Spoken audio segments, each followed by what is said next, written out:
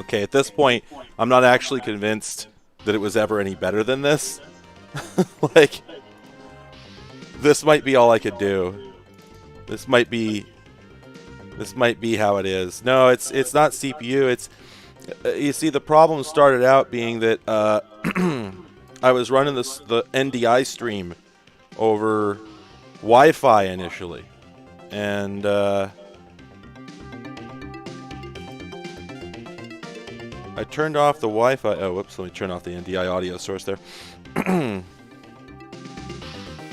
me turn off audio on the NDI stream as well. Maybe that'll help. Oh, that actually might have worked. It's still a little choppy. We're going to have to live with it because this is how we're doing it. Anyway. Yeah, it's...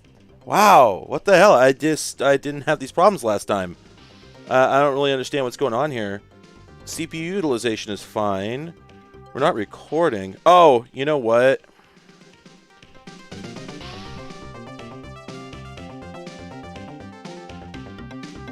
I had the laptop's own webcam turned on, and this machine just can't handle it because it has no hardware acceleration. Like, it was muted, it was hidden, but it was still there. All right. You may have noticed. The Compy 386 has been replaced by the Lappy.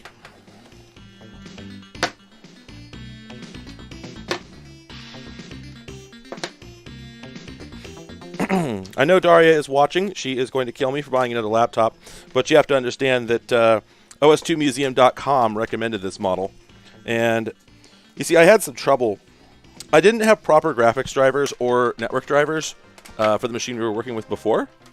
So I was not able to get the thing online, and I kind of felt that was a criminal act. And additionally, when I realized that, you know, it's OS2, it belongs on an IBM. This is really, you know, this is what God intended. And by God, I mean, you know, the devil. So,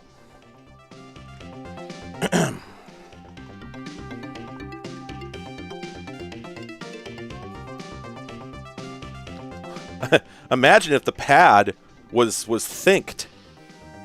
Picture that, if you will. Press the X form button.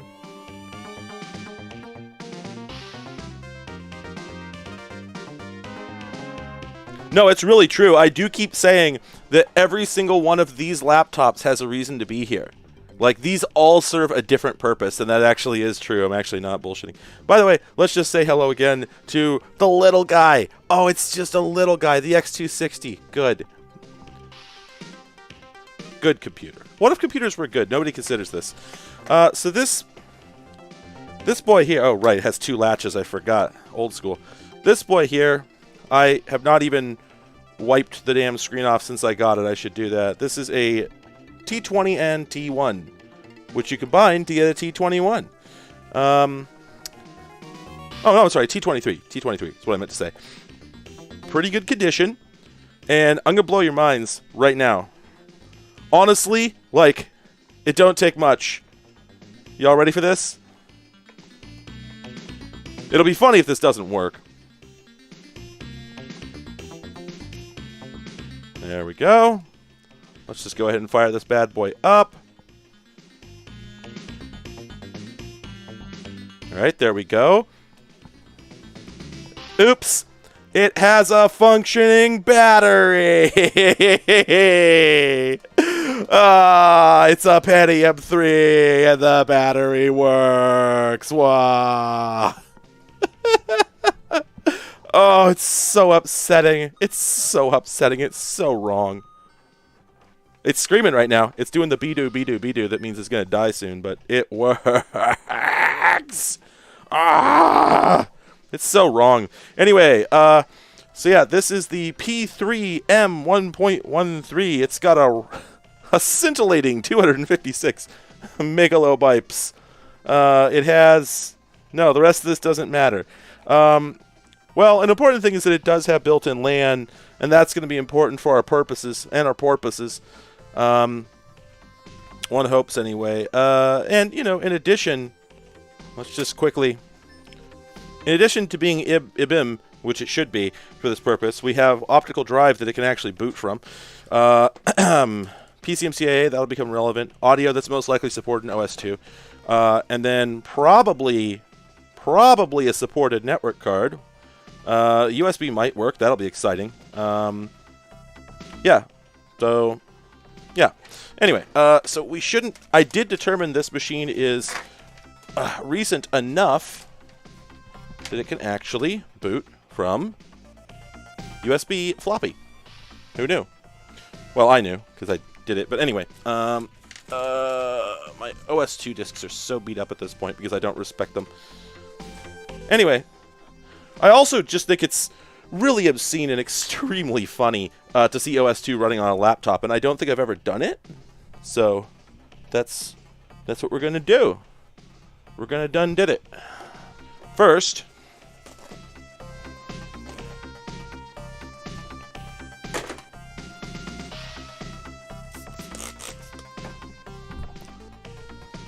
the temptation to just continue the music is there, but I'm going to go ahead and turn that down. And then also, there we go.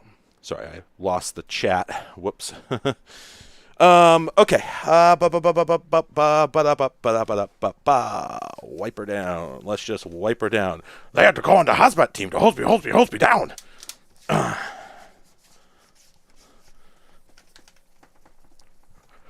Me think of the most awesome thing ever. Beef stew. Yep, it's busted.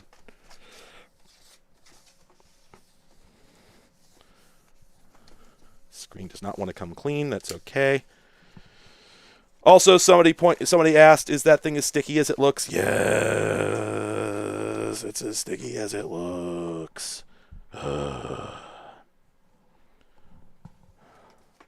Can we? There we go. People worry about damaging LCDs. In order to damage an LCD, you have to impact the damn thing, or you got to put like 40 pounds of weight on it and just leave it there. So you can get a little rough with them. Doesn't really matter. I'm really curious what the resolutions are on this one. This is probably a fool's errand, but well, okay, it's not as sticky as it looks. I was being misleading there. So let's just get off what we can. I mean, for all I know, some of this could be residue. Probably not, though. Ugh. Gross. Disgusting. Yeah, we can certainly get some crap off of here. But oh yeah, no, that's definitely okay. Now it's rotting. I done did it. I don't know. I might be able to scrape this top. Who knows? Okay.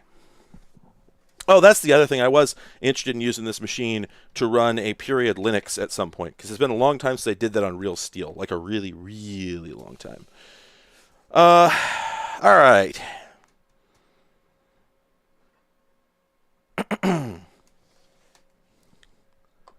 StarCraft flamethrower guy voice, fire it up. Now, I don't remember how this works. We're going to go ahead and put OS2 warp boot in here. Okay. Oh, yeah, and of course the CMOS is bad in this thing, and a thing that sucks about that is that it will not let you proceed until you set the time to a sensible time. It's kind of irritating.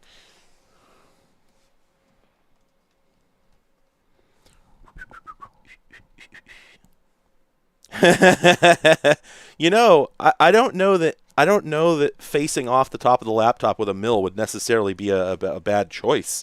Maybe that would be the best thing for it. Oh, right. Whoops. So that error loading operating system is actually because this hard drive, I don't think got wiped like it was supposed to. I think I accidentally grabbed like the wrong one. Oops. So that was it trying to boot probably Windows XP, but there's something wrong with the drive. So anyway, I'm going to wipe it. So. All right. So the advantage of going, oh gosh, remember the last 3 streams where we waited like a cumulative total of like 2 hours for OS2 to boot off of floppies just to get told by the installer that we could go fuck ourselves? Well, one of the advantages of using a machine this recent is it'll install Warp 4.5, which comes on bootable CD. So that's big. It's a big enhancement.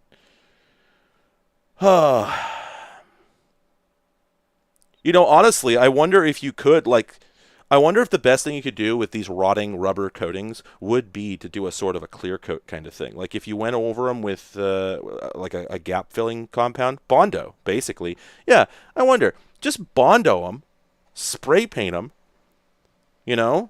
Just it's like radioactive waste. You got to seal that shit up in concrete.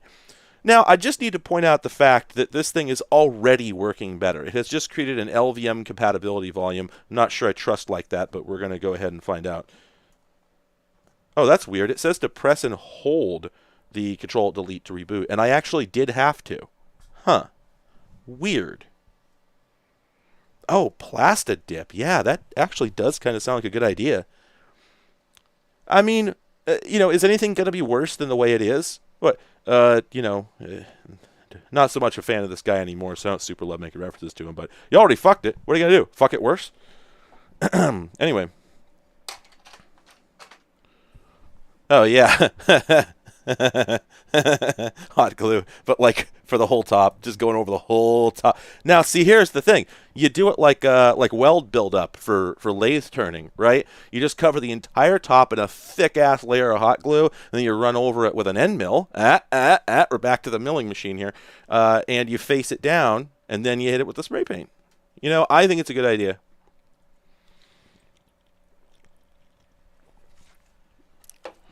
Anyway. Important news. I was, good, I've got that. I was kind of running low on blank floppies here at home. I've got some at work, but I didn't have any at home. So, gay. Got the gay discs. Brand new in the package. Homosexual discs. Good. Outstanding. Just like me. Okay. So this, for some damn reason, they didn't... I don't know what the hell is wrong with IBM. I mean, we went over this several times, but as far as I know, this is just a replacement for a boot floppy. You still have to install off the same media. They were already pressing a disk, you bastards. Why not? Well, anyway. Hang on, I gotta wipe this disk off. I've really disrespected this OS2, or this Warp 4.5 disk, so it is incredibly filthy on the bottom. In fact, this actually isn't gonna work unless... This might be too damaged to read. No, it's just super damn filthy. Yeah, it's just incredibly filthy. So we're just going to do the thing you're not supposed to do. We're going to Windex this bastard, because what are we going to... It's fucked. What are we going to do? Fuck it worse? I can just burn another one. Oh, there we go. Lovely. Or is it LCDs that people get all, animal mommy about using Windex on? I'm sorry, I've never had a problem with it. I've done it hundreds and hundreds of times. Windex is like the mildest goddamn solvent. I've never encountered anything that it hurts. All right. Yeah, I mean, they took bootable disk a little too literally. They didn't get past the boot. All right. This is probably going to go real fast, is my guess. So... although it might get a little weird if it turns out the partitions are strange. And I think the partitions will be strange. So we're going to specify a different volume. Yep. And I think what we're going to find... Wait, what? Oh, okay. It says it used the whole disk. All right. Who am I to complain? All right. Accept the volume. Outstanding. We'll do a quick format. We'll do excellent. Yes. Good. HPFS. That's what I wanted, because the last time, I forgot about that. That's what put me off about continuing to use the machine from before. We did the install on the Pentium 1 machine the other day, which, bless its heart, just didn't play all that well with OS 2. But it ultimately, the only way we were able to get it to install was to install under FAT32, or maybe it was FAT16. And ultimately, we didn't really get the experience we wanted, because I wanted to show you how bad it was. And on FAT32, it's slightly less bad. So anyway, while this is doing this, hopefully we have a few minutes here. This guy here, I'd like to show you. It's something I didn't know anything about until now. I don't know. Maybe other people know stuff about it. Maybe I don't know. Maybe frickin' Ashens has done a video about this thing. I don't know. It seems like somebody like that would do a video about. Let's get these rotten batteries out of here. I'm shocked that this thing was actually working at the store, but not with those batteries. Oh, that's right. They actually died while I was standing there. I remember now. Yeah, the batteries died like as I watched. Let me find some AAAs here. Here we go.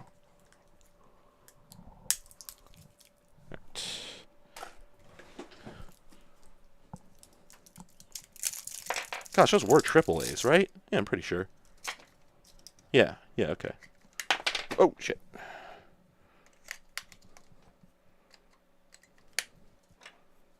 Oh, you know what? I just realized there's actually, there's a thing I can do with this that I did not realize I could do until right this second.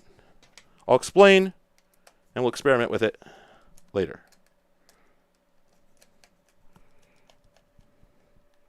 All right. Okay. So this awful little creature, whatever it is, has, yeah, it's got a screen on it. Oh, Art of Noise. I was actually able to read HPFS from Linux, like modern Linux, like Ubuntu 20, I think. They still have a file system driver for it. Anyway, so this horrible little thing. So we've got call, we've got chat, we've got text, we've got photo, list, personal, customize, and volume. Right? And we see that we have antenna, right? Kind of curiously long. It's definitely for children. This is for child. I'm not sure what age. We could guess when it came out, roughly, because it does the matrix phone thing. So, you know, you've got numbers and you got letters on there. You also have a space button and a delete button, which is interesting. But then also there's a talk button on the side. And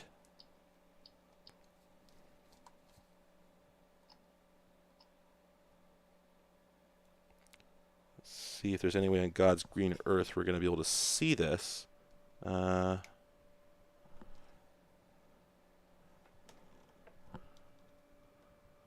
There. See?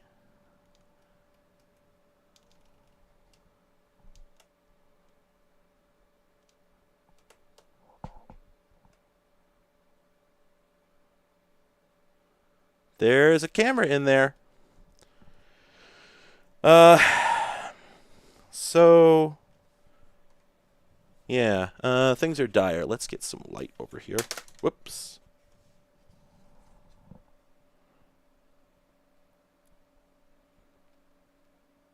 God, it's hard to illuminate this thing. Again, these are problems Ashens would have. But there actually is, yeah, there's like a grayscale picture there.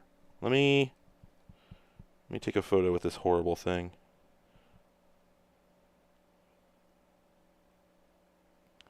God, this is so dire.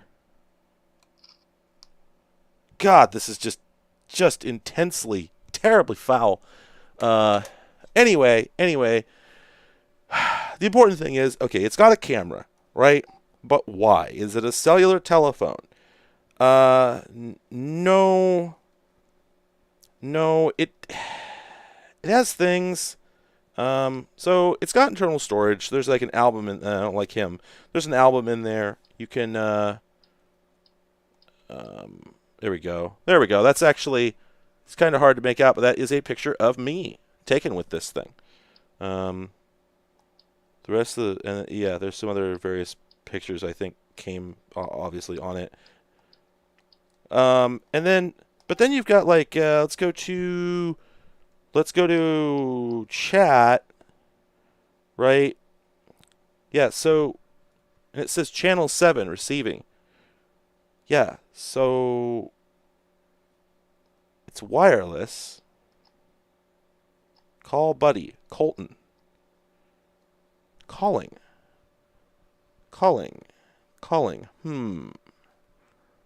So, connecting. Connecting. So, here's the deal, and I'm going to tell you. I looked this up by the FCC ID, and it is a FRS radio. It's an FRS radio. I'm guessing it's doing frequency shift keying. In other words, it's a 300 baud modem that runs over FRS, and it just sends, little tiny baby pictures. That sort of shit. So it's bad. It's definitely very, very bad. No bones. And I only have one of them because I was at RePC and somebody there got angry that they had this and put it in my back pocket and told me I wasn't allowed to take it out. So now it's mine. Not much I could do about it. I think it predates GMRS, but I could be... No, didn't they both get created at the same time? I don't remember. I don't care. Anyway, I told to do a quick format, but it sure looks like it's doing a full format, which is kind of a bummer. That sucks. I don't want to wait for a full format. This is like a 60 gigabyte drive, so that's not great. I don't want to interrupt it either. So, no, I can see the hard drive is doing things. Caps lock still works. And if we get in here,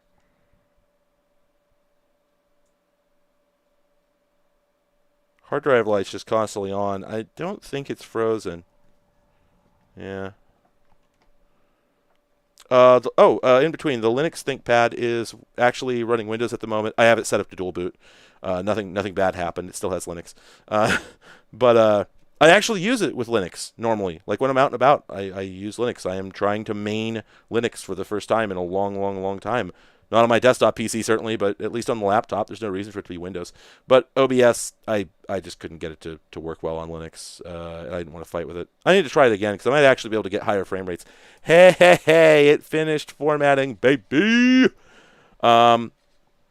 Yeah, there it goes. And here's Udon. Hello, it's Udon. Hello, Udon. Hello, Udon. Do you have whiskers? Miss, do you have... Oh my God. Who Wolge? It is my cat. Outstanding. That there is Udon. Let's go.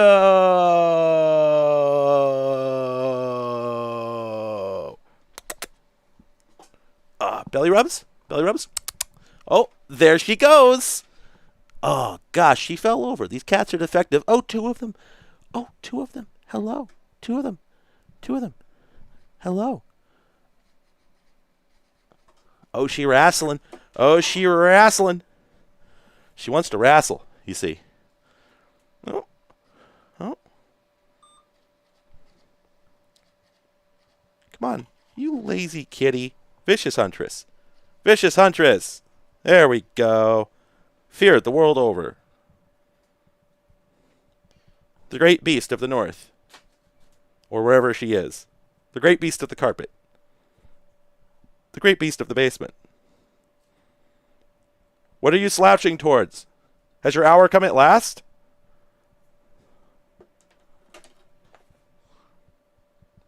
Folks, can I just say, two of them? Gosh. Golly, they're so special. You know what else is special? That's right, baby. OS2 Warp 4.5. That's basically 4 with all the service packs installed. Yeah, long story. Anyway, I just want you to know we're watching the screen right now. We don't want to miss anything. But I'm petting both cats. I'm touching them both. Okay, I rubbed that one. There we go. Oh, okay. And just a report, Soba just fell over. So, yeah, rip Soba. She was a wonderful cat. We love her very much. Unfortunately, she's no longer with us. She's fallen over. I got this ThinkPad today for, like, not many dollars. Let's just put it that way. I didn't pay a lot of money for it. I paid money for it. I like to support my local businesses. I pretty much depend on RePC for my job. And I sure as hell don't want them to go out of business, so I make sure they get money from me. Just usually what happens is I go in and I buy things that they were never going to sell otherwise. Like a lot of things that were just going to sit on the shelf for eons. And so I don't pay a lot for them. They usually aren't much, worth very much on eBay. And it's just stuff that, just would have been sitting there for eons. So I feel pretty good about it. I don't feel like I'm fleecing them or anything, but I always run a hard bargain.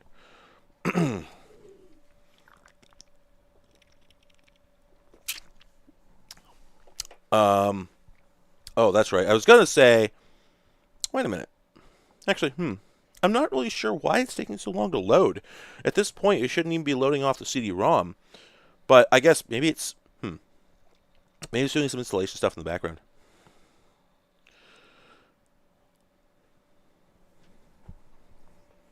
Anyway, so far, this is going swimmingly. And my hope, pardon me, my hope is that once it's installed, it's just going to pick up the drivers for the network card.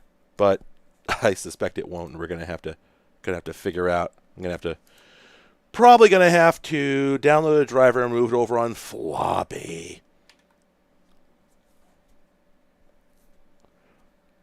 We're waiting. We're giving it the college wait. Oh, you know what? Here's an update. Oh, god damn it. I was gonna say. Oh, is she gonna do it? Is she gonna do it? You see the tail? OS2 warp setup and installation. Okay, good. That's at a stopping point. I think that we're gonna see her just tear ass. Let's see what happens.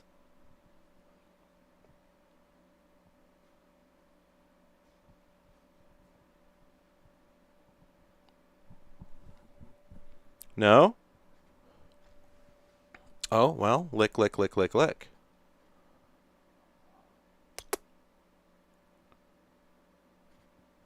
Udon was swiping at her earlier, so I was thinking maybe they were going to start something.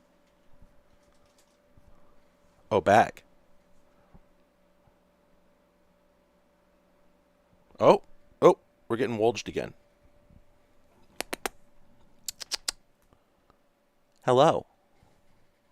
I also bought adorable little bag for adorable little computer. Very small little bag. Do you like the bag, Udon? Soba. Dang it. That respirator is there because this basement is also where my wood shop is. So sometimes I cut wood down here. All right, Soba, I'm going to have to move you because we have some very important OS2. I'm moving you gently. I'm gently moving you. There we go. Okay. Un momento. I always get this wrong. I'm sorry.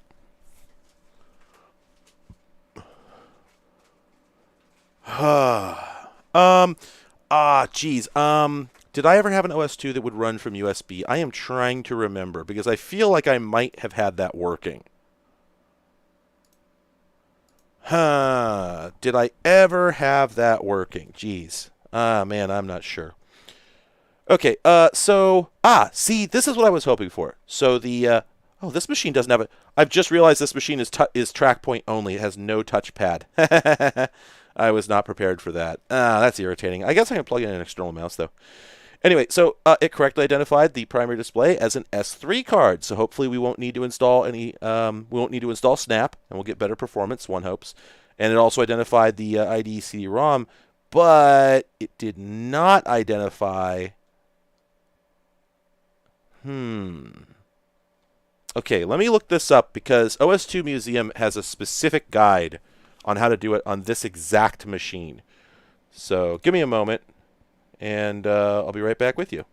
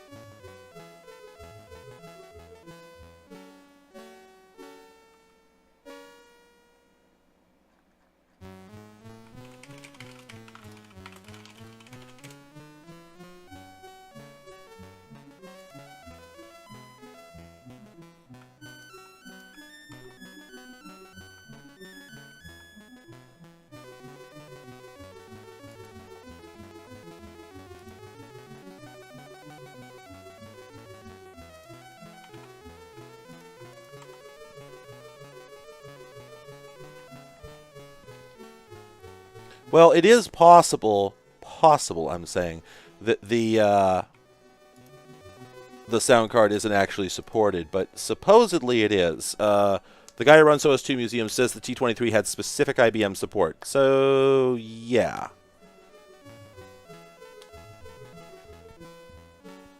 But what? ThinkPad T23 audio chip. What chip does it have?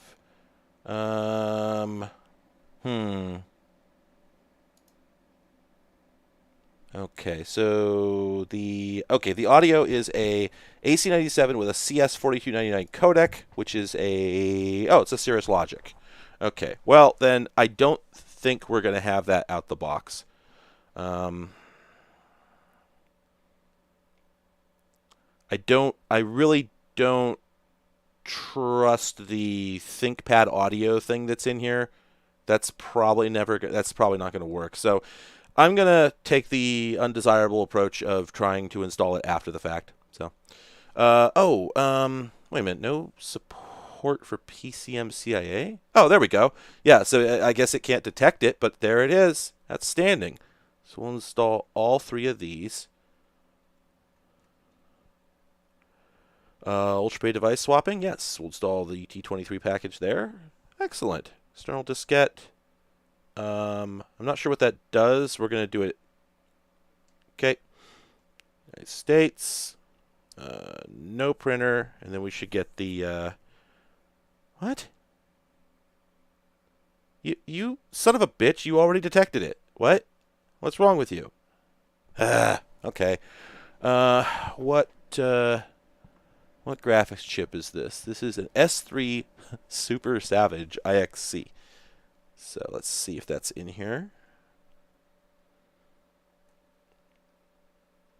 So it might be this one, the 86 whatever. This is OS2 Warp 4.5.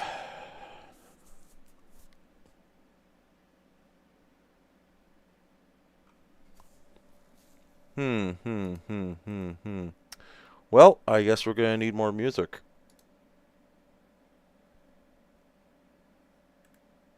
Oh, wait, what's this?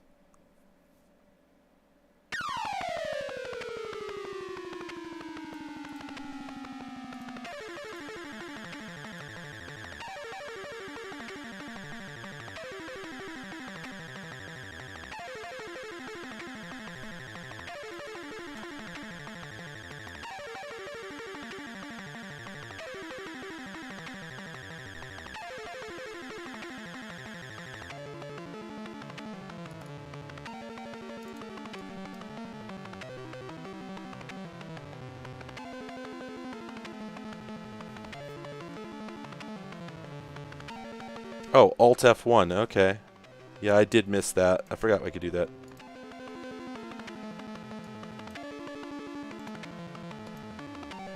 Sorry about the loud Windows bong.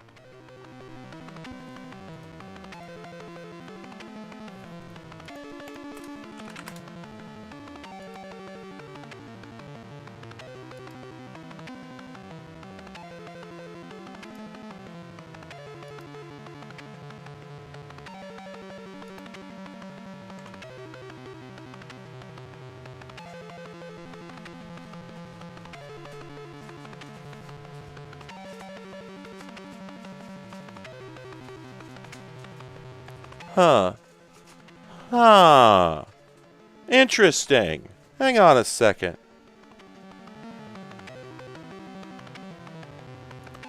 I found a website that says that if you use a magic eraser and wet polish, you can actually get the you can get the top of the machine to look better. Huh. Okay, well, I'm gonna try that.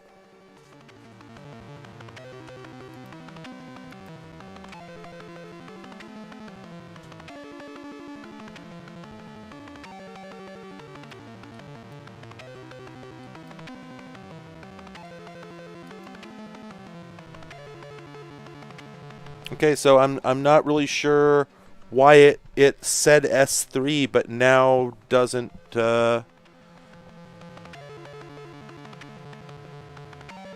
Oh, wait. SDD/SE. Oh, is that what he said in the thing? Oh, that song is kind of decent.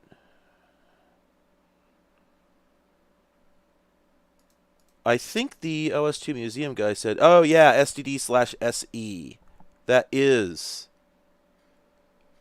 what was recommended. Okay, so all right, I guess we're going with SciTech Display Doctor. Oh, well. We definitely don't need printer utilities. Let's skip that. Love that background. OS2 warp, OS2 warp, OS2 warp, OS2 warp. God, the scaling on this monitor is horrendous.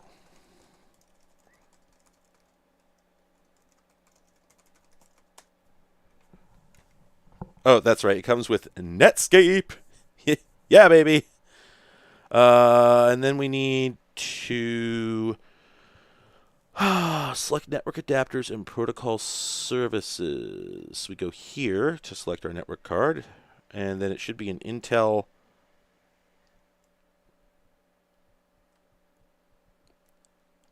No, not that one. We're looking for Intel Pro 100, right? Isn't that what he said? I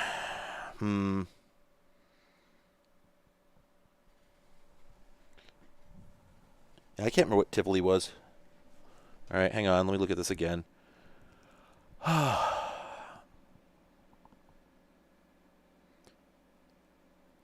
All right, so we're probably going to have to install Snap anyway to get the graphics to actually work as intended. Anyway, so the LAN chip is the Pro 100 variant.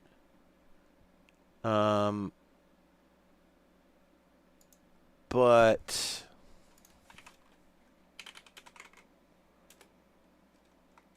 the Pro 100 driver included with the OS did work. Is that the IBM Pro 100? I'm guessing.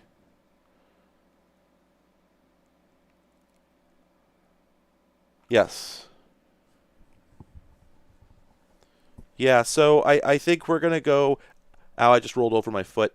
I think we're going to go with the IBM Pro 100 Ethernet. And we're going to hope that we don't get boned here. Didn't I see that? Or was that... Oh, am I misremembering? Oh, Intel Pro PCI. Would that be it? Damn it. Wow, this OS2 Museum page is really not nearly that... Not as good as I thought it would be. Alright, hang on.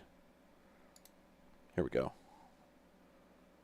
Okay, os2world.com has an Intel NIC driver specifically for this. So I guess you can't use the one that it comes with. Okay. What?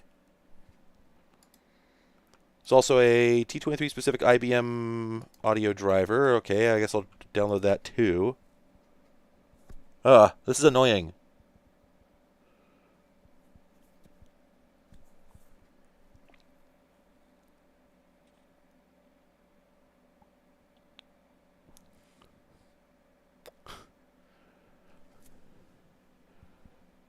Okay. Oh, there's an other adapter. Okay, so I guess we're gonna have to. This is gonna suck. It's gonna suck. How am I gonna do this?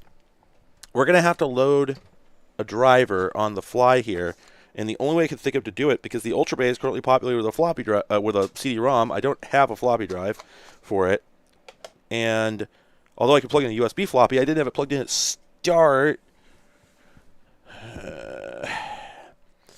And the thing is, I don't know if Intel Pro PCI is the same thing.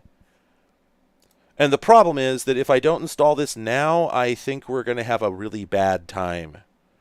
Because I think what's going to happen is it won't install any of the rest of the network stack. Hello, Yuri. There are 3 OS2 ports of Doom, none of which are official.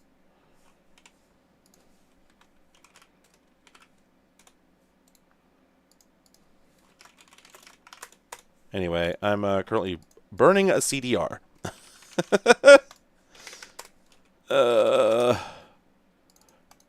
absolutely depressing. Gosh, I wonder if I should go back and try to install the audio. No, probably not. Right. I'm actually burning a CDRW, so it's not gonna waste a disk on this.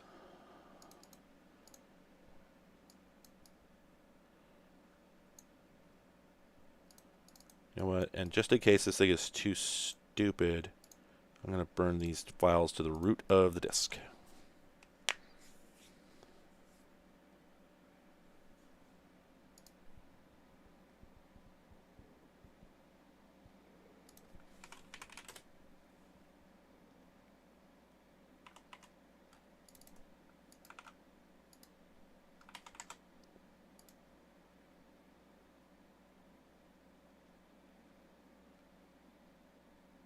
Right, well.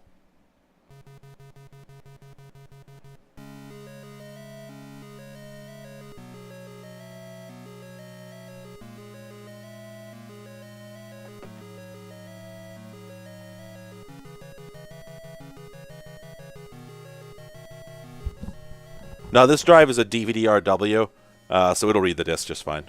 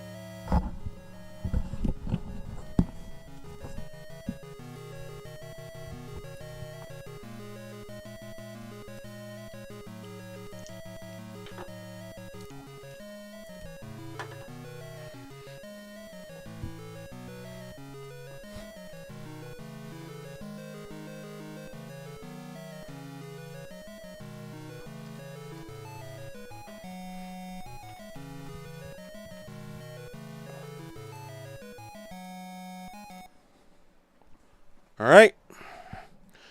Fingers crossed. In theory, it shouldn't need, now that I think about it, it shouldn't need the boot CD anymore, because it should be running from the hardened drive. The firm drive. The soft drive. Didn't they do that song, Tainted Love? All right. Other adapter. Location. Hopefully it would be D. Hey.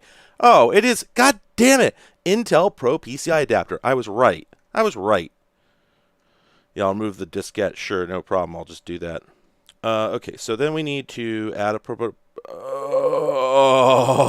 what? Come on. What?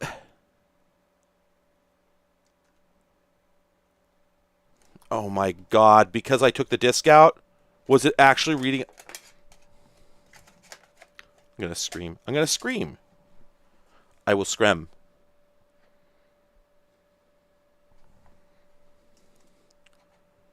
Get out of here. It was still running off the disk.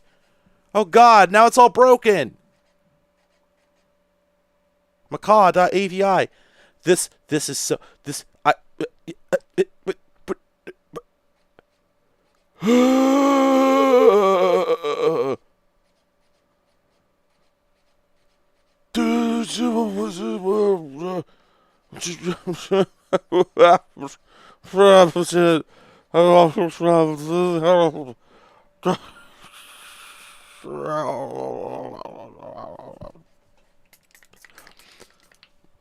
I'm at the point where I'm making Murloc noises, okay? And we're only, what, 40 minutes into this shit?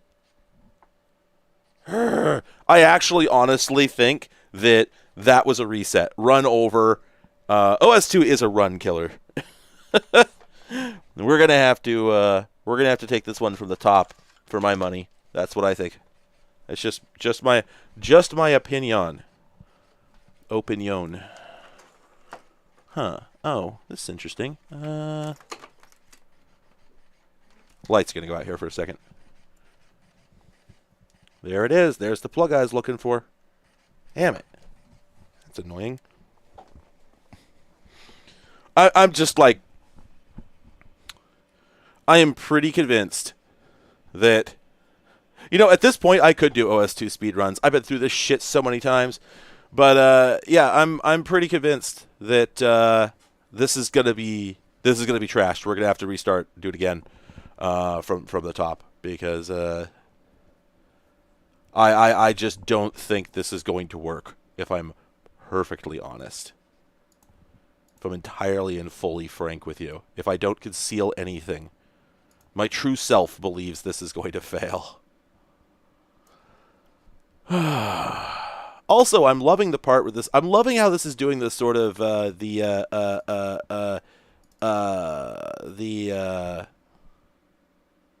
am I looking for here? Come on, brain, get it together. This is doing the office space thing. Progress bar completes, so that we get another progress bar. Like, why are there so many progress bars? Why not just tell us if it's done? Why not just tell us if it's done? What if? Why not? What? Just tell us if it's done. Why not? Well, it's just an idea.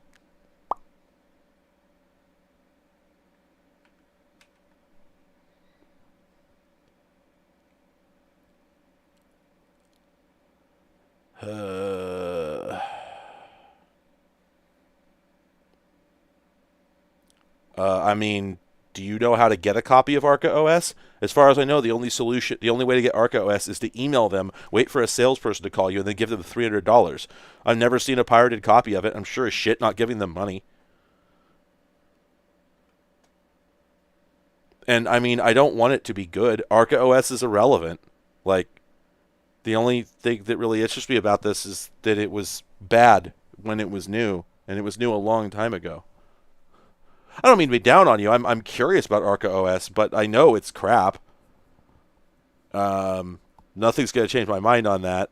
So I just don't want to waste money.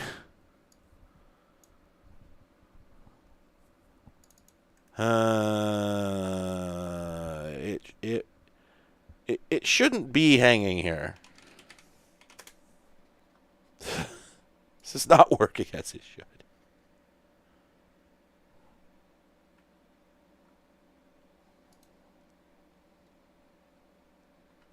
Yeah, I've heard that Arc OS is literally, they're just cops, and I don't want to interact with that.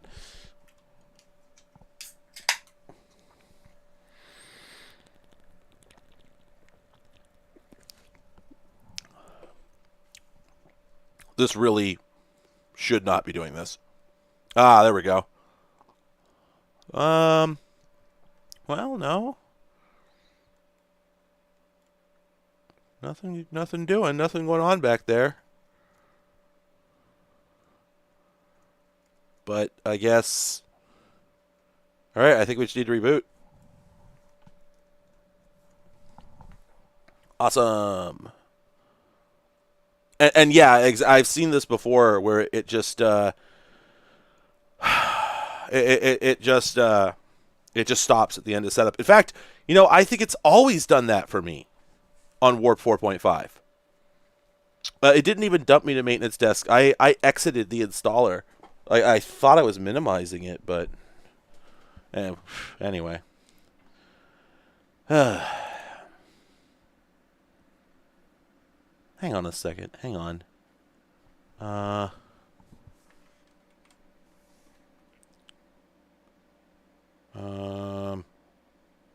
What is it? What's the name of the damn program that I use? There we go. Honey, what do I like?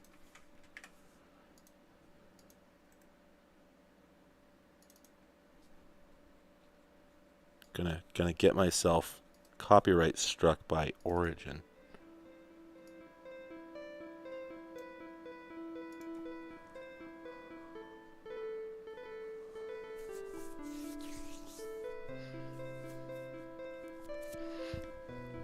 Yes, Jake, this is a machine that was officially supported by OS2. I actually went out and bought a period system, and it still doesn't work smoothly.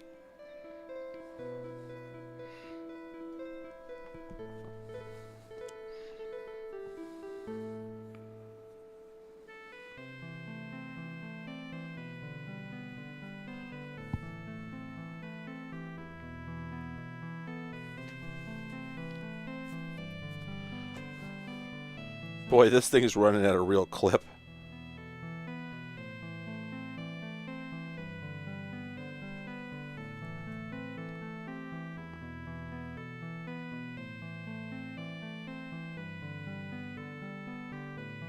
This OS is from at least 1996.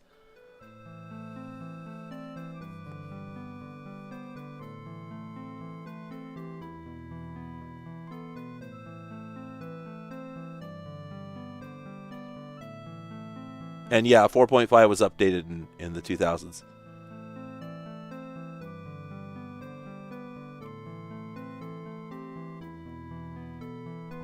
This is a song from Ultima Online.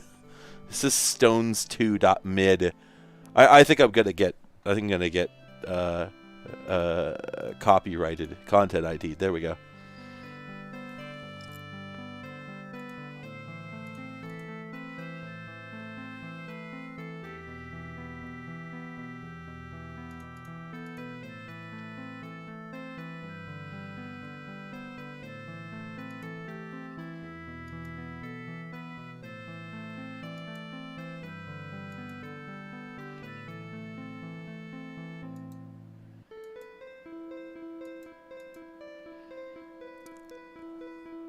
I love that it just comes up with a command prompt. Like, why is he here?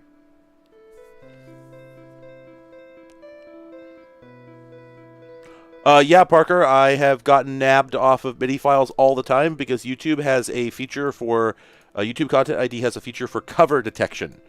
So I've run MIDI files that I thought were public domain, and then got nabbed, and I went and checked it. Yeah, sure enough.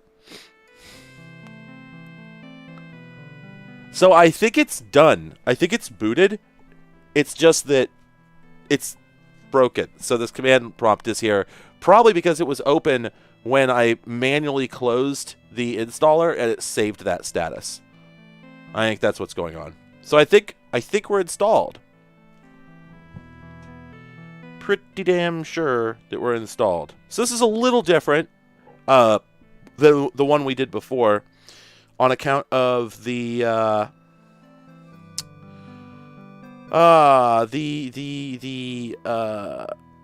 come on, brain. This is 4.5, which is a combination of it's a combination of get it together, man. Come on. It's basically all of the service packs plus whatever user updates they thought would be appreciated between 96 and 2004. So they just sort of changed things. I'm guessing they put this down here because they were no longer pretending not to be Windows and realized that people just preferred it to be down there. But otherwise, it's the same operating system. So anyway, okay, well, this display driver is not going to work. The OS2 Museum guy says that there's no way to make it work at the full resolution, so we're going to have to do the same thing I did with the other one and install the Cytec Snap. That will improve the situation. There it is.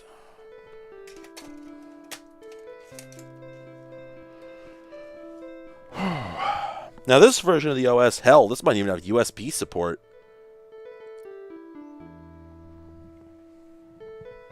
Is this MIDI still going, or did it loop? I haven't been paying attention.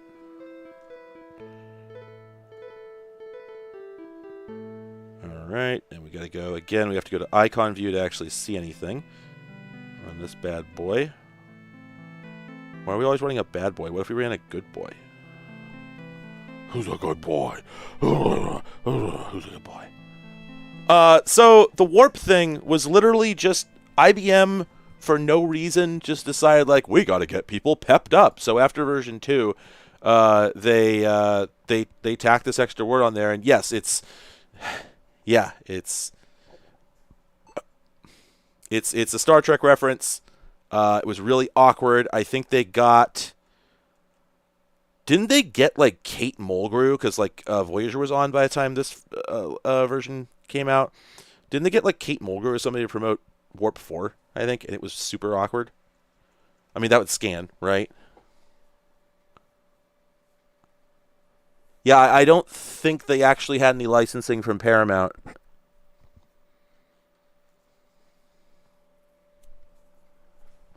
I am going to pop this disc just so we're... Oh, right. No, I forgot. I already took out the install disc. It's one of those things, like when you computer, in this era in particular, you start to get paranoid. You start thinking like, wait a minute. What if I actually am booting from CD? There's no reason I should be, but what if I am, though? Wow, why am I getting glare again? Really? I'm getting glare off those? This sucks. Let's, what if there was less light, though? Would that help? Wow, I'm, like, still getting glare. Are you kidding? That didn't really help. God, I hate the color temperature from these lights.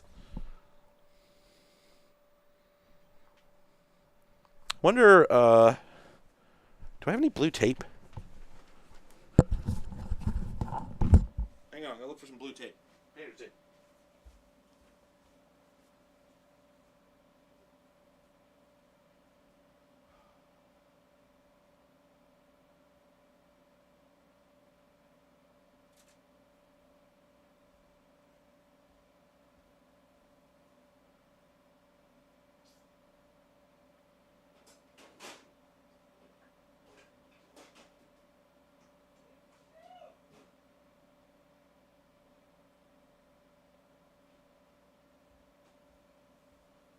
Dang it. No tape.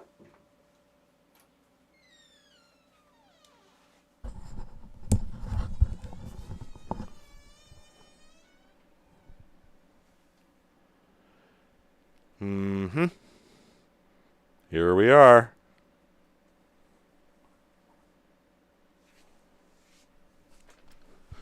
Here we are. IBM managed to get Avery Brooks, but they got him for their Linux ads, which is really funny. If you've never heard those, man, they're a trip.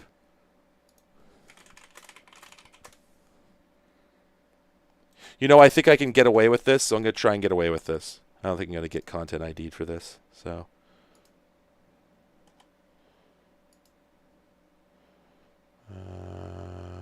oh, come on. Oh, you've got to be kidding me.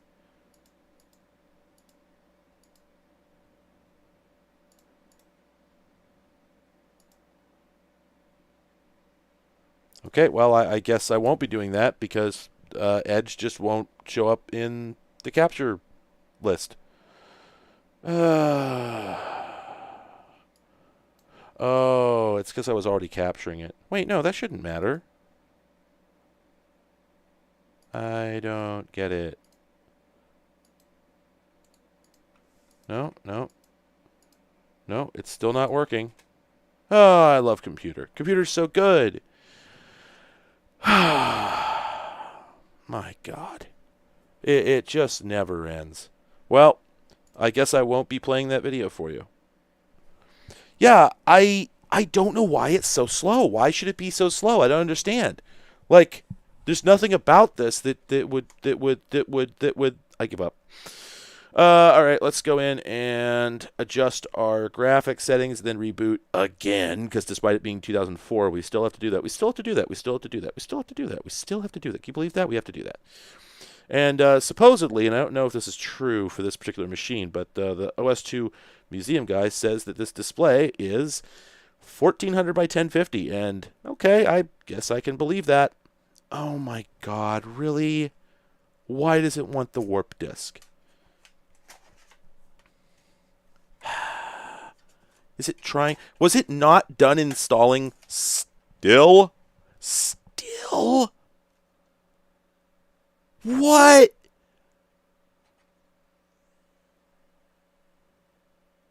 You're kidding.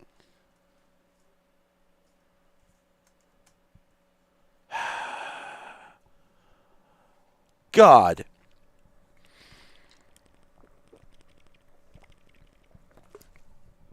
Oh. Shit. You know what? Oh, crap. DHCP. You might be right.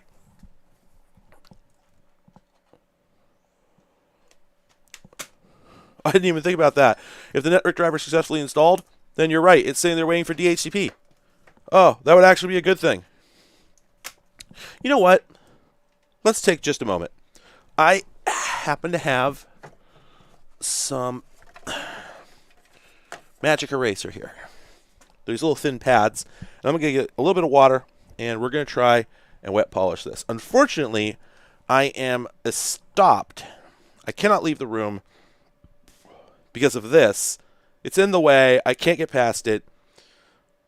Please send help. I don't know what to do. I'm fully paralyzed here. Here she is. All right. Let me get some water.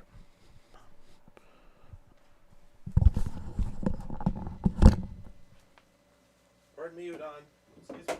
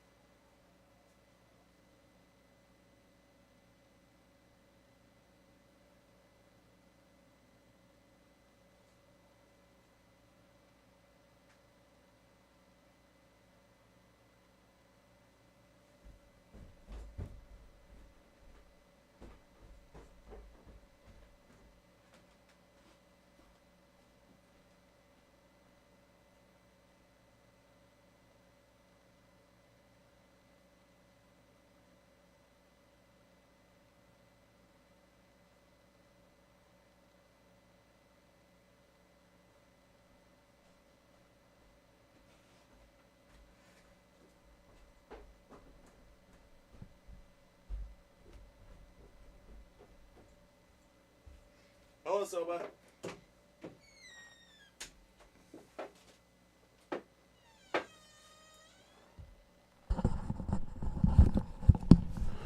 Gosh. Do you realize how big Soba is? She is so large. Alright. So, I guess the question is whether the goal... And the guy had a video. I should probably watch the video. But I'm going to start by just seeing if this does anything sensible. So it's taking some stuff off, that's for sure. Let's try these. Oh, that is really irritating. I'm sorry if you're picking up that noise. There's no technology that can prevent this. But I just want to see. God, we probably, he said, he referred to as wet sanding or wet polishing. He might want more water than that. Soba is, gosh, 12 pounds? Something like that? She's not small. Unfortunately, I don't have, like, the full thickness magic erasers, so it is a little tedious to do it with these sort of cleaning cloths, but they're the exact same material.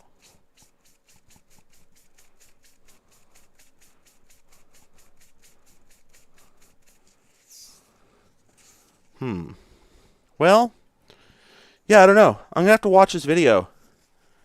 And yeah, I think pretty much the goal here is that you're pretty much just sanding down the just basically sanding off the rubber surface, you know?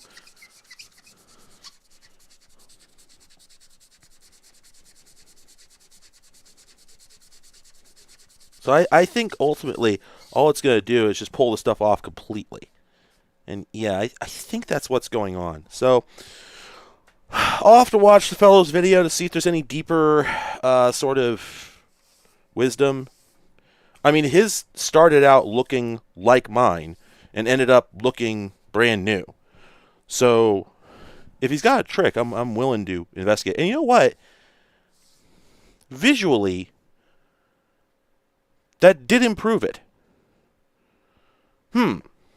So maybe there's something to this.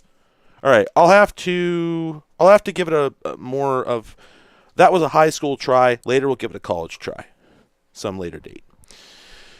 But yeah, I mean, the temptation is just like razor scraper. Let's go, go, go. And then just take it down to bare plastic, and then fix whatever's left with, just plain old sanding techniques. So.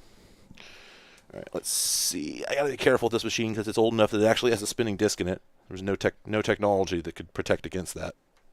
So, don't want to wang it around too much. Anyway, hopefully we'll see it boot faster this time around. Fingers crossed.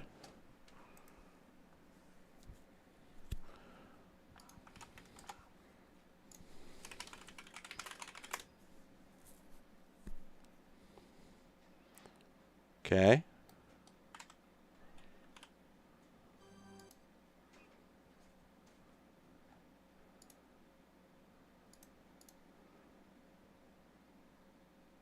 Okay.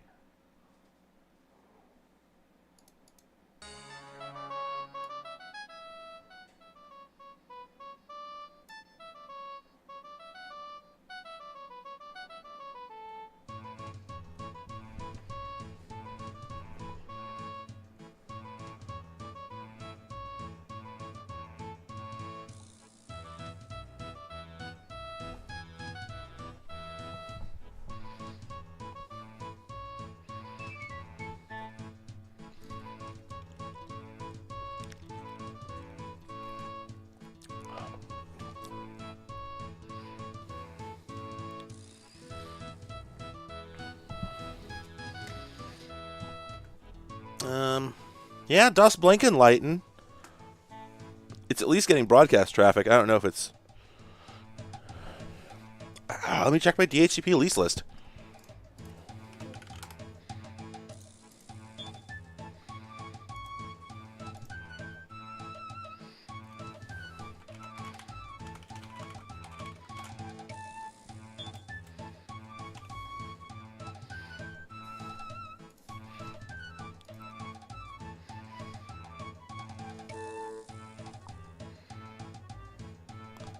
I don't see it DHCPing.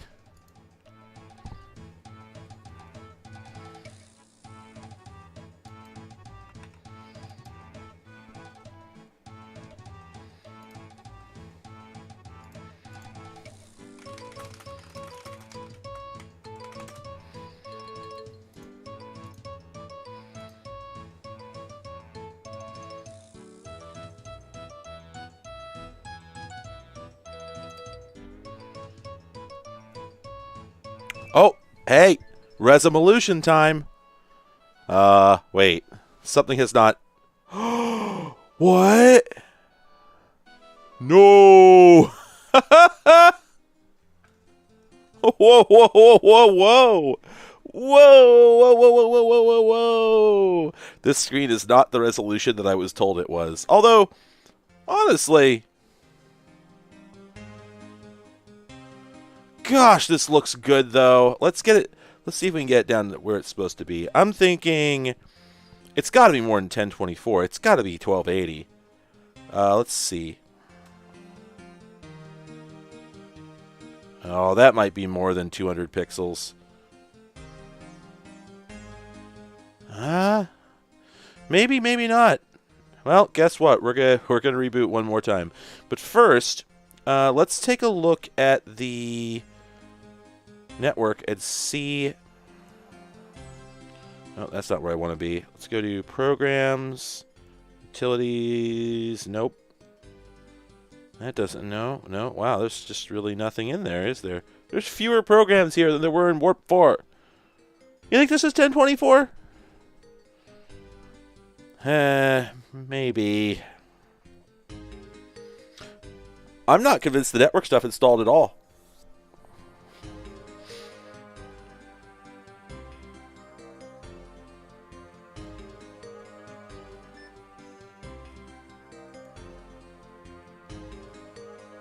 Oh, you know what? We could just go run the config utility, and we'll test it. Okay.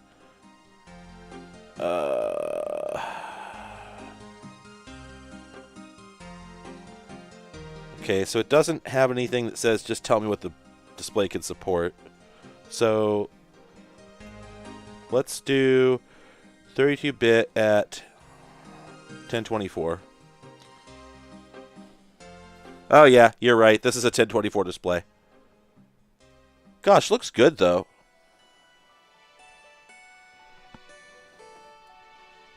Whoa. Oh, I love graphics hacks. Just like little simple graphical like geometric graphics tests are just, I love them. Look at that. Oh, you're getting it at 30 FPS, but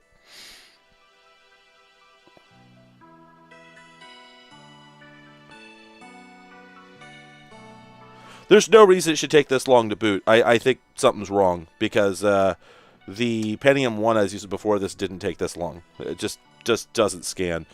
But anyway, now that we're here, though, let's go to... Oh, okay, all right. That's running a lot better. Yeah.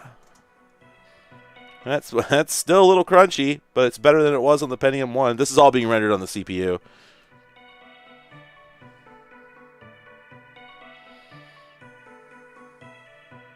Oh, hey, Tiki.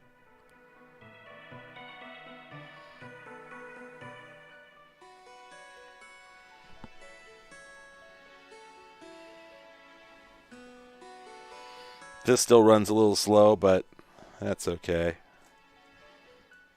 Oh, that's right. You can rotate this one.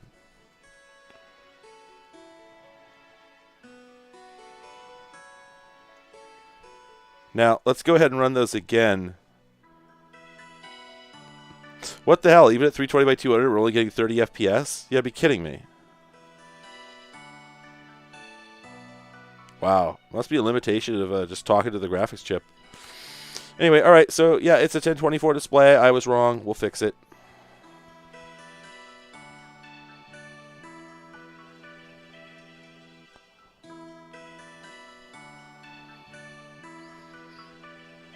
Oh, but before we restart, we should attempt to install the sound driver.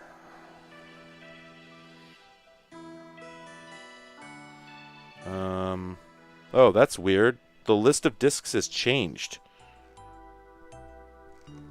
Earlier, drives A and it was just A, B, C, D, and they just had folder icons. Now there's an E and an F. What? F is the CD-ROM.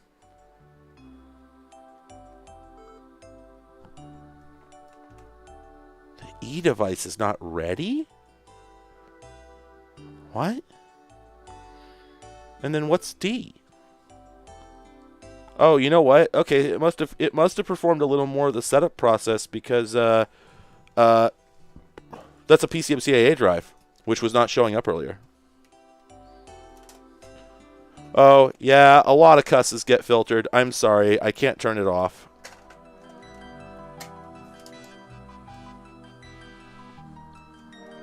If you only have a VGA display, I'm not sure what you mean. It runs fine. It's designed to.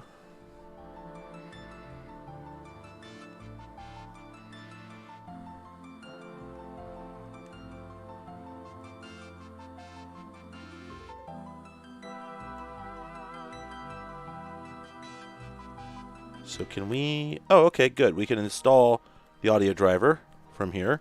We don't have to go use some install program. And this installs the entire... Okay, so it is Crystal Audio. Damn it. Okay, so it did have a... yes, it did have a Crystal Audio driver. The total number of this type of device... What? Even in 1996, this was a stupid question. Oh, did you see the little progress bar? Wow.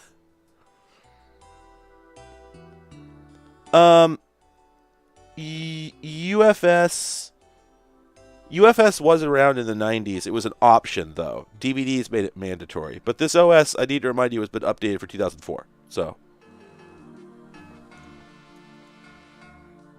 Alright. The system is rebooping. The missile is eepy. The missile is very sleepy from splashing bandits.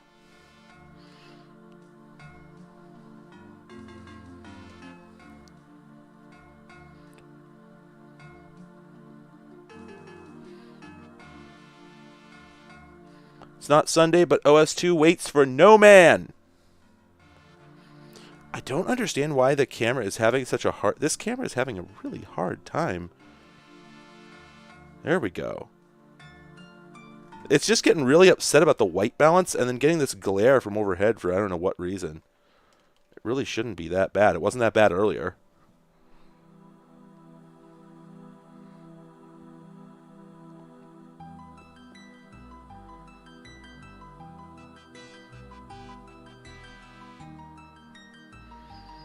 Windows NT does not have a config.sys whatsoever.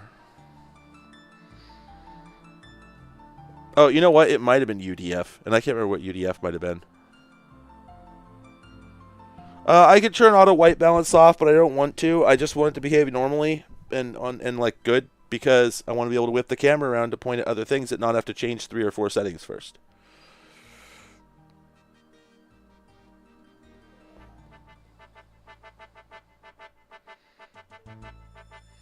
Yeah, it's like every version of OS2 is a complete rewrite, it feels like. Good night, Mr. the Missile.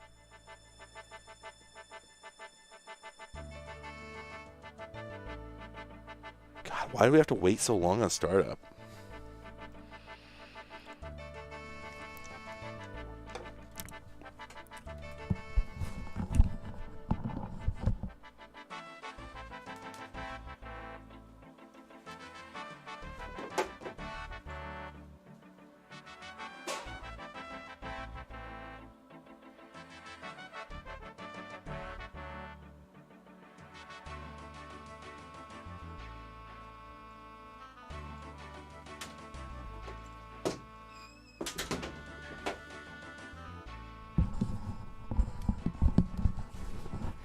On the one hand, I can't help but wonder. I feel very much like this music is going to get me copyright struck. It doesn't matter. It's not a real strike. It's never a real strike.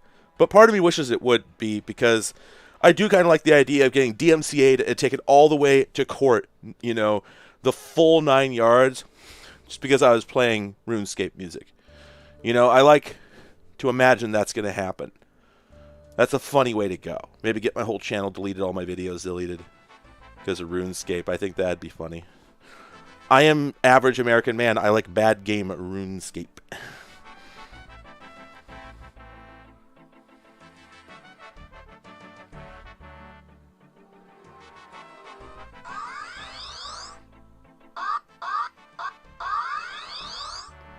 Folks, I don't know if you got that, but we got him.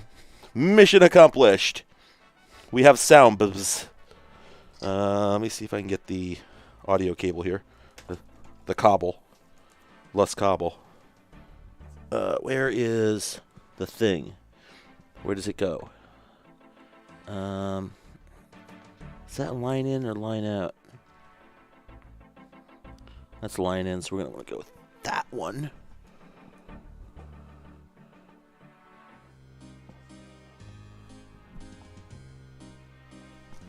Okay. All right, folks. I am going to engage audio input here in a moment, and we're going to have a bad time. All right. I'm going to preemptively turn that down. Get ready, everybody. There's going to be a popping noise. Okay, that wasn't too bad. Okay. All right. I have a limiter on that channel, so. There we go. Let me know if you can hear that, or if I need to turn it up, as for some reason you'd want me to turn it up.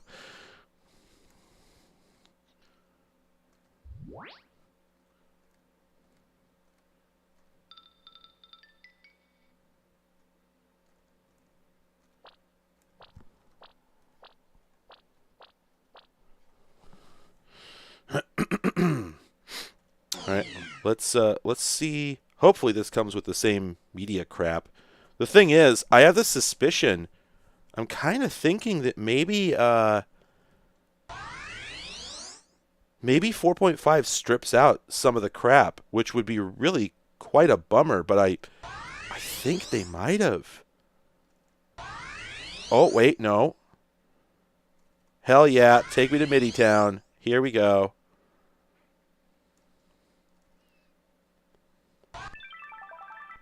Whoa. No MIDI? Huh? What? What? Why no MIDI? Oh, this sucks. All right, well. Ugh.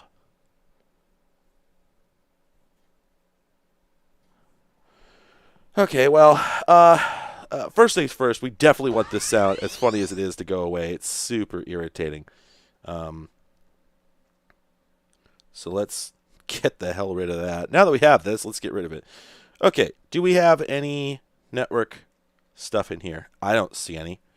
So I'm inclined to think that probably the network shit did not get installed. And I think to install it, the older version of Warp had a specific network driver installer. But I think in this version, I think you basically start this. Uh-oh. Why does that say other? That shouldn't say other. Oh, by the way, running the installer after you've run the installer once is a very bad idea.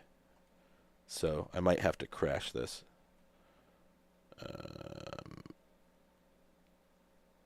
Okay, no, maybe this is not how we do it. Let's cancel that. And let's just minimize that and pretend it's not there.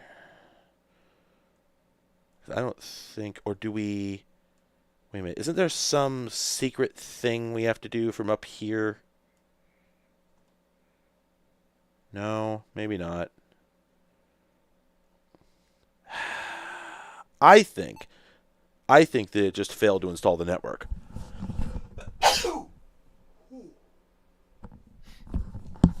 Apologies, hope that wasn't too loud. What about, shoot. Oh, hey, a partition manager. That didn't actually look that bad. Shocking. Ugh. Yeah, so, sort of my suspicion... Wait, this text is completely different from all the other text in the rest of the entire operating system. Why? Is this like a Java app or something? Look at this. It's all weird.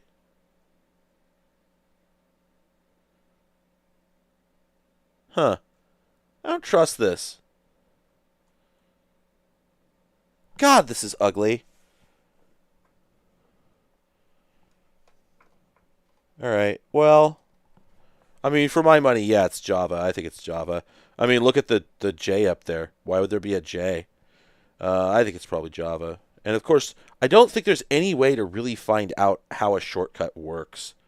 Like... well, never mind. Java.exe, LVM GUI. There we go.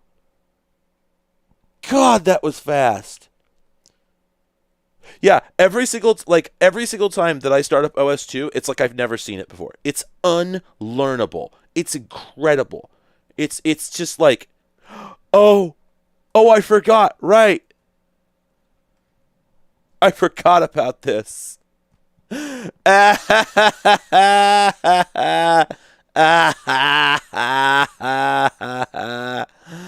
Oh, right. Right. Yeah, baby. Yeah, baby. OS2. Let's go. Perfect. This is what Jesus died for, so that we could do this.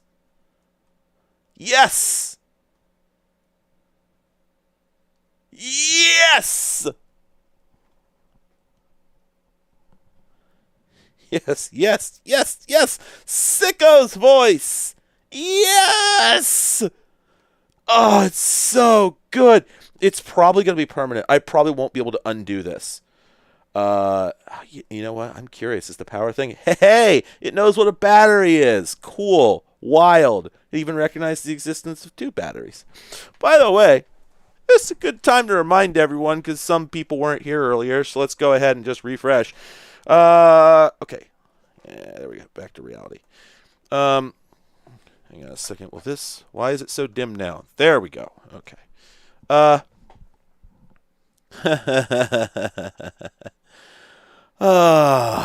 me move this dangerous dish of water here. Set that aside so that we can just real quick. So this is the machine we're running on here is a machine that is sufficiently old that it actually has native OS2 support. This actually has IBM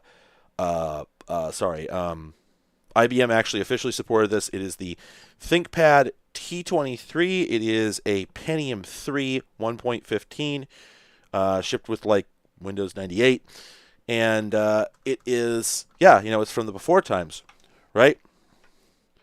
Let's real quick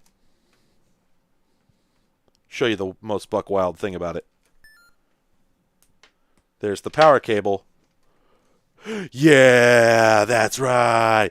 That's right. That's right. The battery still works. The battery still works. That's just network and audio that's plugged in. It still works. Look at that. Yeah. Whoa. Is that not just the most buck wild thing you've seen in recent memory? Whoa. Now, ThinkPad, baby. ThinkPad. It just does not end. The ThinkPad party meme.jpg. The WWAN card does not work, but the party people will not know. Let's plug in a USB. This might actually have USB support. How funny would that be? Wouldn't it be funny to see this doing USB? I'll bet it just crashes the OS.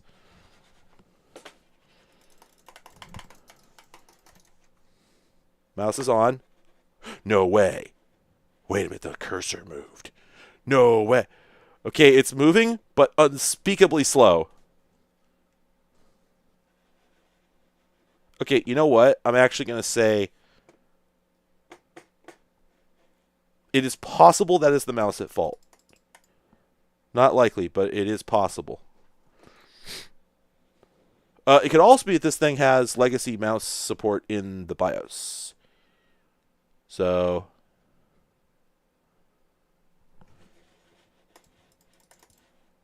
I certainly wouldn't say this is working, but it's working better than you'd think. It only seems to work at the vertical axis. That's strange. I'm gonna plug that. Let me just gonna plug this in on the X260. Hello, X260. It is nice to see you. You're doing a good job. Yes, you are. Little laptop, the small ThinkPad. Nobody's talking about this. Where the hell is my USB port? Oh, they're all the way up there. I'm not used to this machine yet. New car, etc., etc. Okay. Oh, that mouse works perfectly. Oh,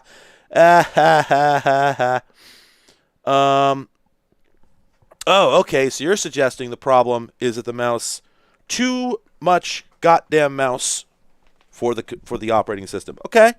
All right. I respect that. It's also like a multifunction device. So, oh,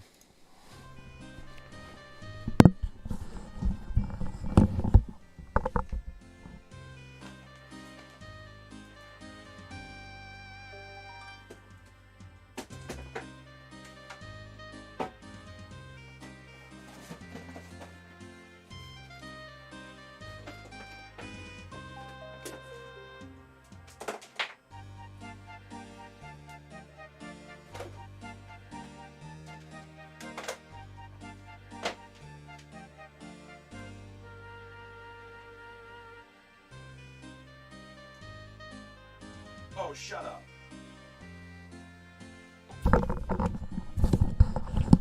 Shut the hell up. It's working. Damn it. Oh,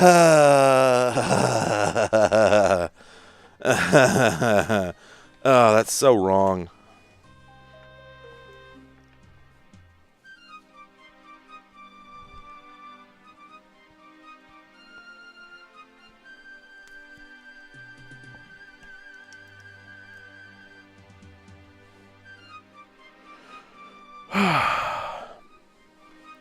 TFW, your bus is universal.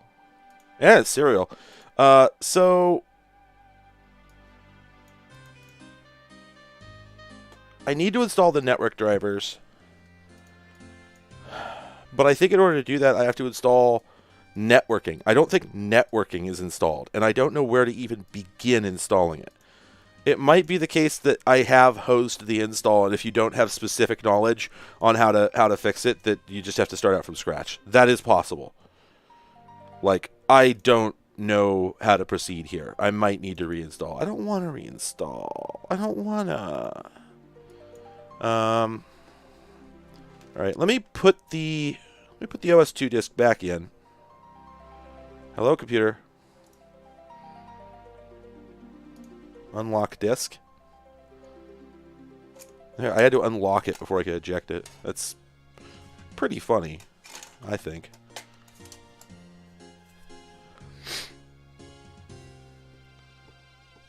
Oh yeah, that was the other thing I was curious about. Let's go into... Where am I going here?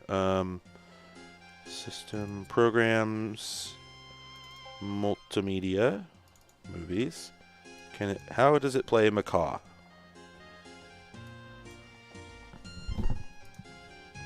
Like $1,000,000. Although, there's no sound. I know the sound works.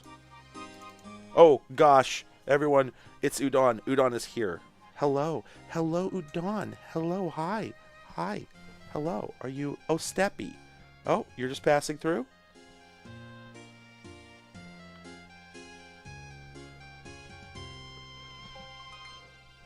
She's so good at it.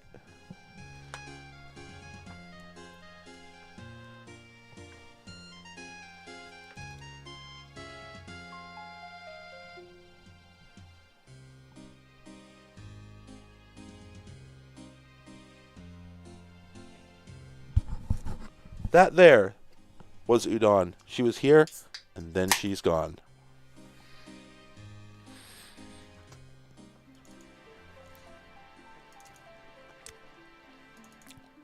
So what if MIDI image, is there a video player down here? Yes, digital video. There we go.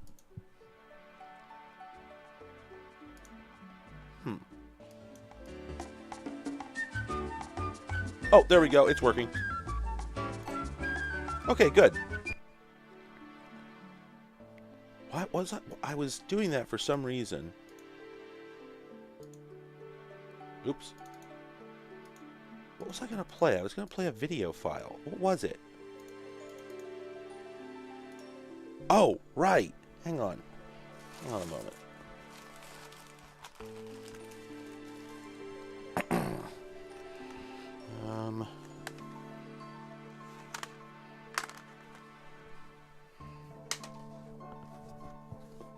Right, well, we'll go look at the thing I was going to do before we fuck around.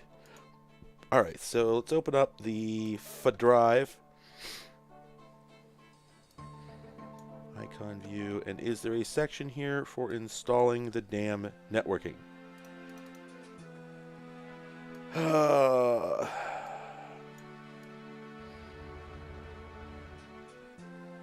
It's incredibly funny that I'm pretty sure that I completely hosed my ability to have networking because I didn't have the right disk of the drive for one moment.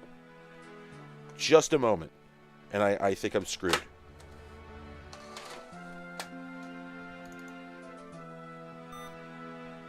Oh my god. Go away.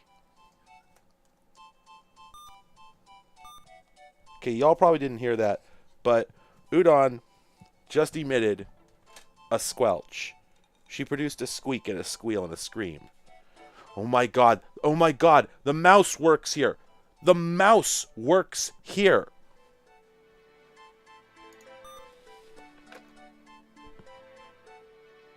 Yeah?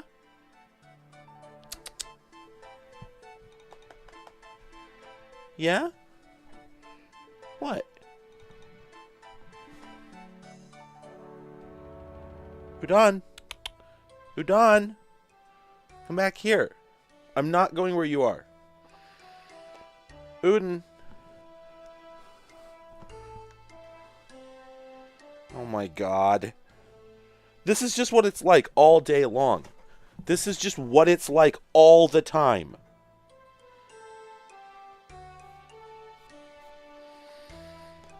La Quichora.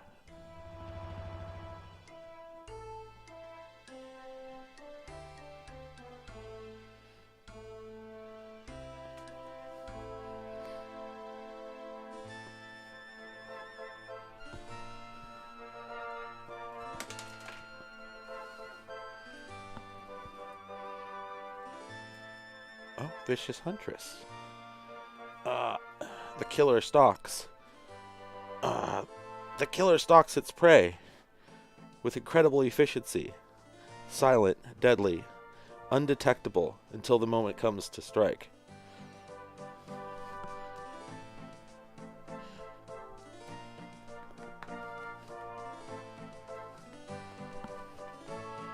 Vicious Huntress. Tiny lion, indestructible. The most dangerous predator. Apex predator.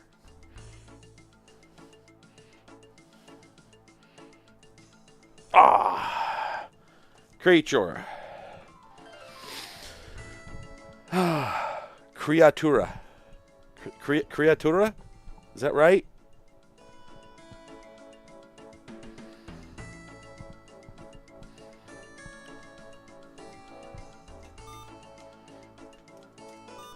The part where I told you to end the program, what did you not understand about that?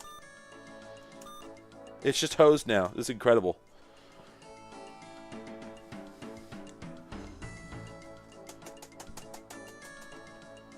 You know what we're going to do? We're going to wipe and reload. Because obviously, that's where we are at this point. It's never going to work, and there's no point beating my head against it. You know what I mean? Like, I don't want to spend the time. You don't want to spend the time. But it's obviously the right thing to do, you know? Where's the other disc? There is the other disc. Like, I could keep beating my head against this, but it's just not going to get us anywhere. We really, in my opinion, we really want to have that that network driver. And you know what? Most of the install time was spent formatting the drive, so hopefully it'll be quicker this time. I don't think it will be. All right, Art of Noise, have a good night. Thanks for joining.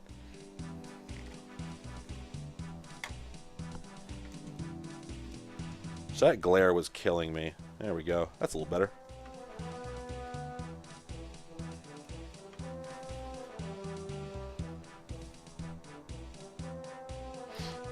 The halting problem is when the computer halts.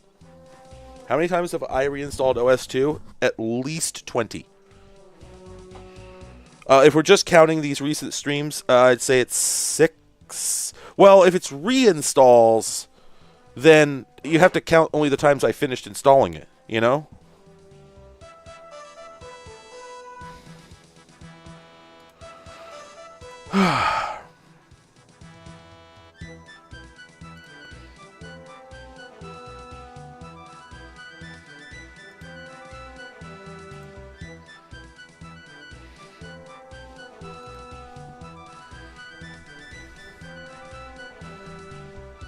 I can't wait for the RuneScape lawyers to delete my channel off the internet. I really hope that this is what does me in.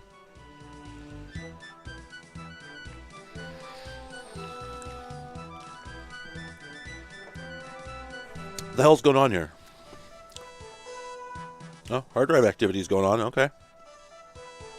Oh, hang on. Udon needs out.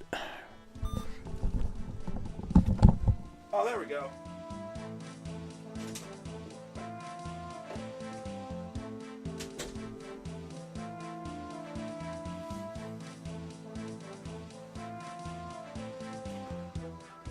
This is what...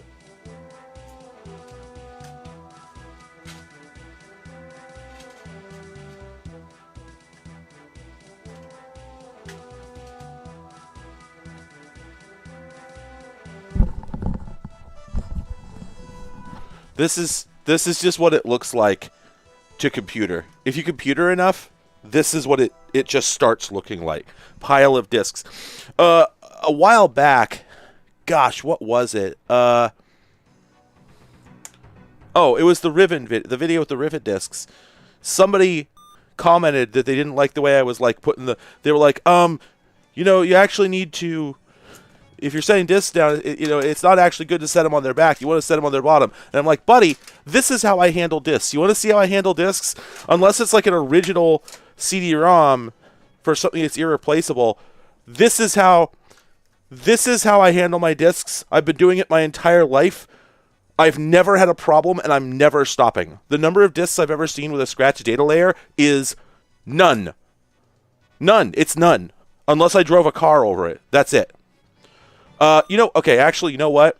I'm sorry, that's not true. I did see a disc with a damaged data layer once. I tell a story. Oh, God. It's not going to format the disc. Oh, we're going to end up with a half. Oh, there we go. Ah, crap. All right. Quick, format. Quick, format. Oh, this is going to take a while. Damn it. All right. Well, it's time for us to tell a story. So,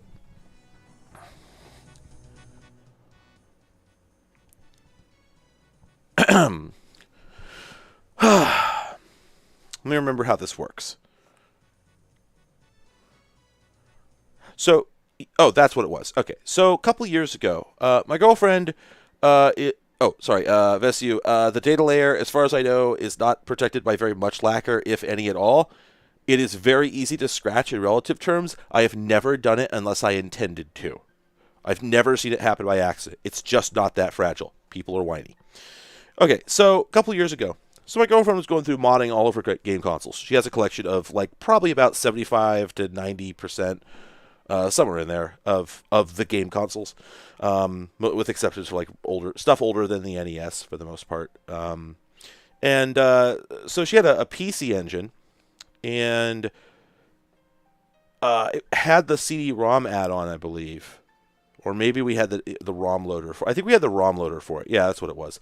So we got the ROM loader for the PC engine, and I learned that there was a version of EASE 4, I think, that had a fan translation where they had replaced all of the dialogue with English translated dialogue performed by new voice actors. And pardon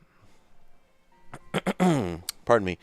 And the problem is that because of the way that things are, nobody will distribute this. So they went through all this effort. You absolutely know the people who did this work used a pirated copy of the game, and they all were trading around ISOs of it the whole time they were working on it. Because the CD audio is used for the dialogue. So in order to get the new dialogue into the game, it has to be in the form of CD audio tracks.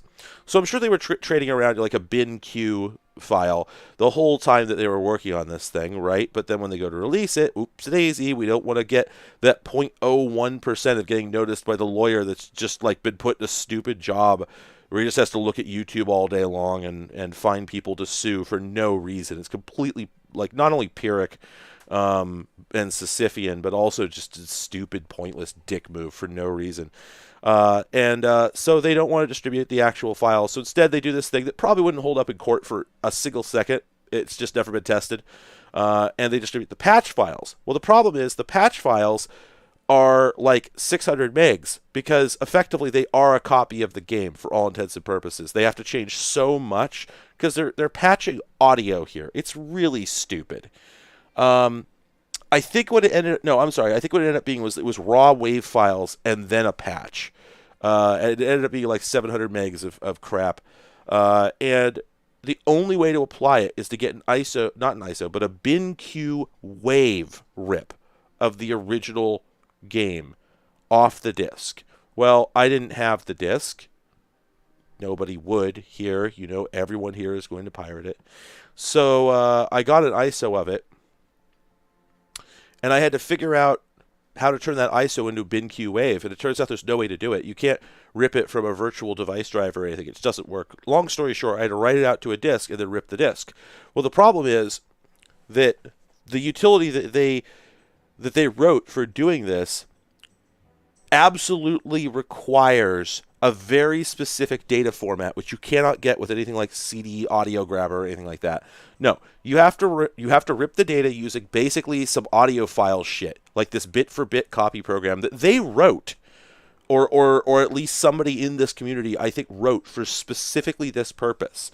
So it's this command line utility that's native like Win64 or Win32, and you have to like point it at a disk and let it calibrate and shit like that. It's stupid. I'm sure it's not necessary, but somebody decided to do it that way. So anyway, so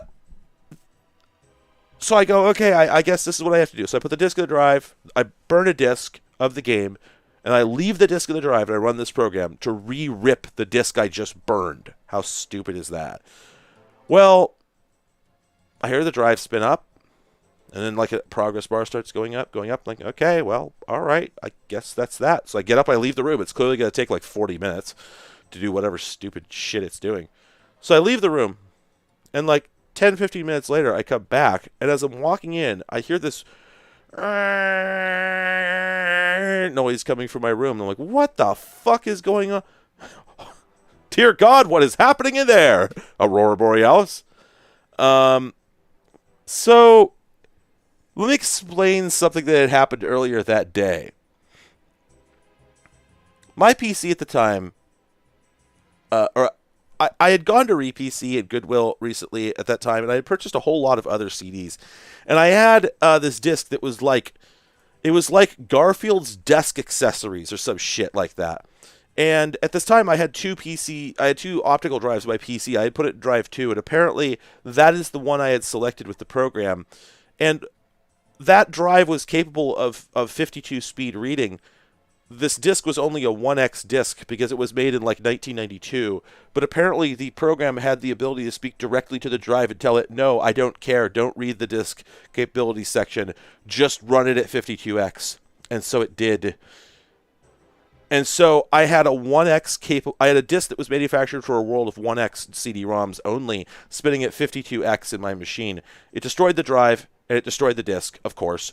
When I opened the drive, the disc hurt my hand. It was so hot. I'm surprised it didn't melt.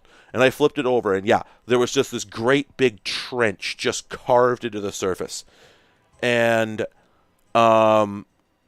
obviously that disc never read again, which is kind of a bummer because it was sort of interesting. I wanted to get it was in there because I was supposed to rip it for Internet Archive, and I never got a chance. It was basically it was nothing that special, but it was this like text mode application for like, I think it connected to like an information service to like download Garfield comics or some shit. I don't know. I don't know because I didn't get to rip it. I saw it, but I didn't rip it before this disaster happened. And yeah, I like it sucks because the program only showed me one drive. It said pick a drive. There was only one drive. So it didn't even occur to me to empty the other drive. So this is the sort of thing I get super paranoid about now, obviously, you know, if I'm doing an operation like that. And I knew better is the other thing. Like, I knew better. You don't, pardon me, you don't,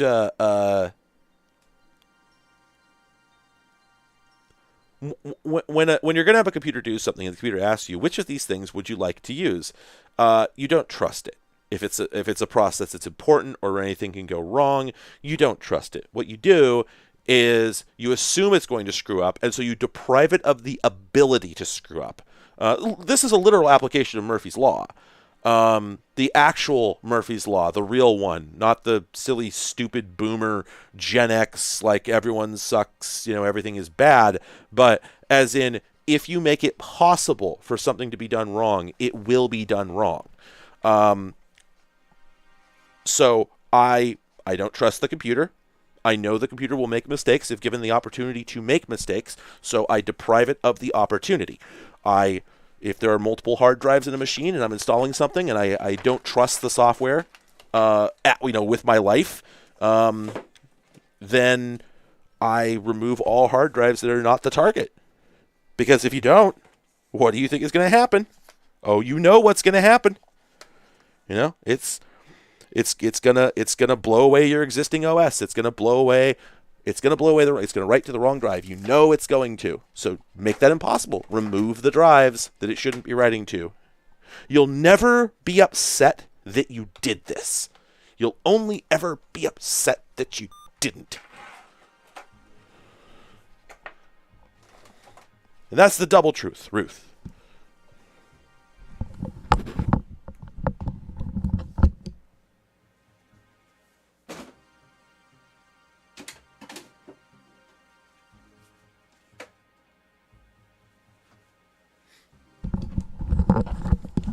I am liking the missile knows where it is voice. The computer can never be held accountable. Therefore, the computer can never be allowed to make a decision. Yeah. You can't shame a computer into thinking hard before it makes a decision. You know? The fact that it did something wrong once does not mean it won't do it wrong again. So you just need to assume the computer is not smart.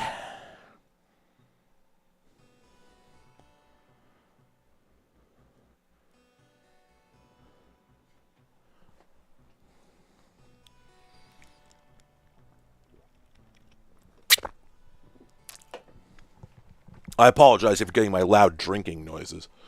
Deepest sorry.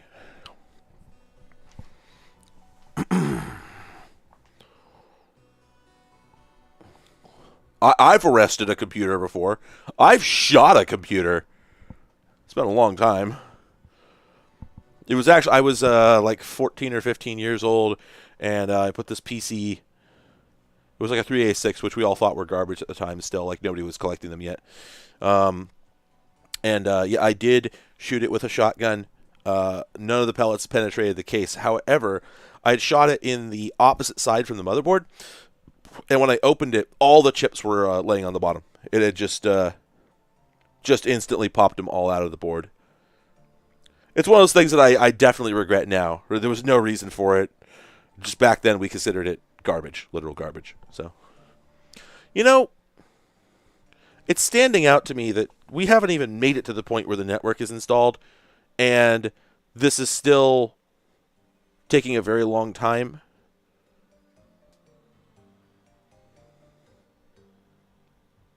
So I kind of think that probably this machine is never going to boot OS 2 quickly. And I have no idea why, and I don't care to.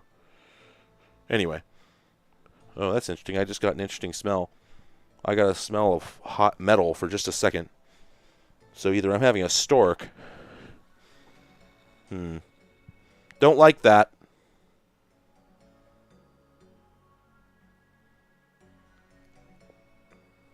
Hello, computer.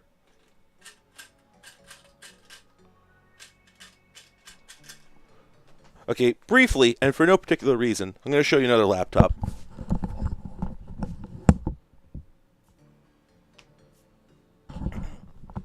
Oh, nice one, K-Stark. You 8-bit guide it independently.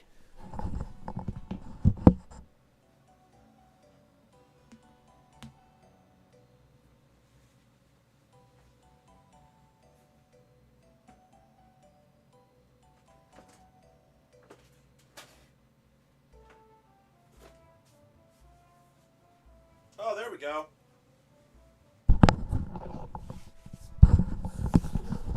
Okay, good. Setup is proceeding.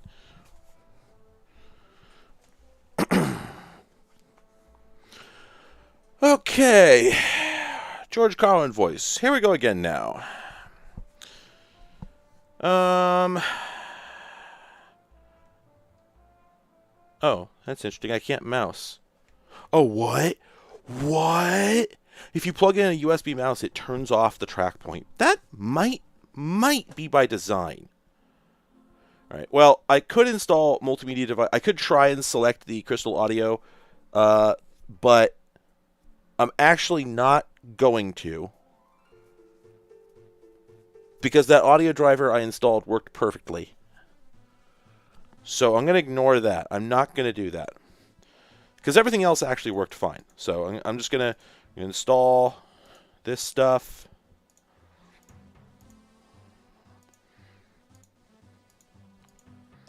Okay. no default brimper.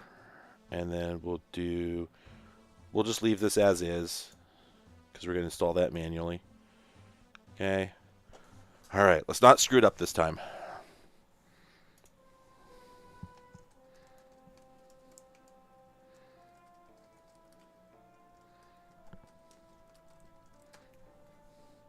Man, moving the camera didn't help. I'm going to put it back where it was.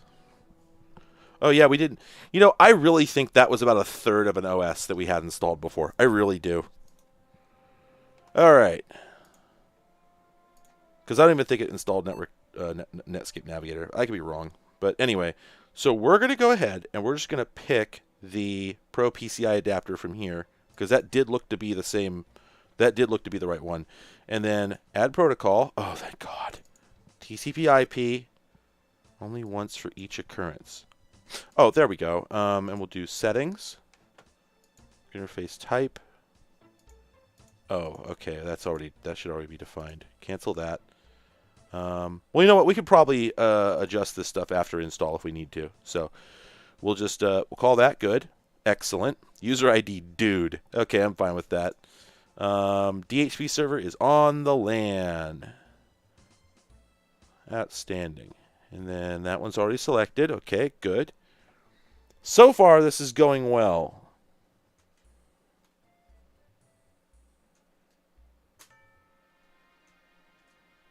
Oh, okay. All right. So the mouse thing is BIOS. Okay, cool.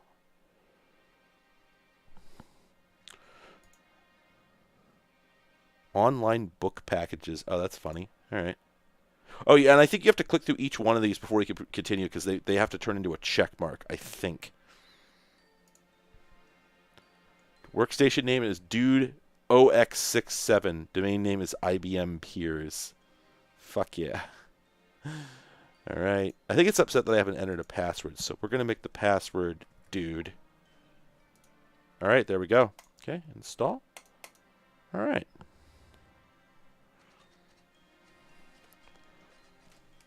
Just gently push that back here. Now I made some more room on the desk. All right. What I wanted to show you, this is a silly thing. It's no big deal, but it's just kind of, I don't know, it's kind of weird to me. So I was at the RePC a couple weeks ago picking up HP Elite books for my planned video about the Instant On Linux crap, because several of the HP Elite books had Quick Web, and so I went in there and I grabbed 3 machines that I thought had it. 2 of them did have it. 1 of them didn't. And then a couple weeks later, a month-ish later, last week, I was at the office and I remembered that a friend who was visiting had given me some stuff, including another Elite book. So I grabbed that, and I thought, oh, maybe that has Quick Web support. But no, it didn't. So I suddenly had 2 machines that had Quick Web support. It had no Quick Web support, so they had no purpose in my life. And I'm like, I'll probably throw these away. But then I took a look at the one that the friend had given me, which was in pretty rough condition, and it had an i7, like 3rd gen. I'm like, oh, okay, well, that I don't really have any other laptops other than my friend, the X260. Hello, that have a chip that good. Like, it's silly, but I don't really have any portable machines with a chip that good. And I got to thinking about it, and I thought, you know, I had that other I had that other HP Elite book that wasn't useful for the Quick Web thing. I wonder if this chip would go in it, because it was in better condition, and it did. So I want to show you this. This is just weird to me.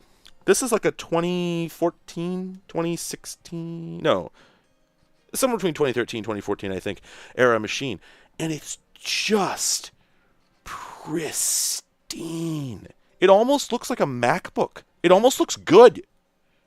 Like, how wild is that? It's like, it was kind of scummy on top when I got it, and so I thought it was kind of sketchy like the other one, but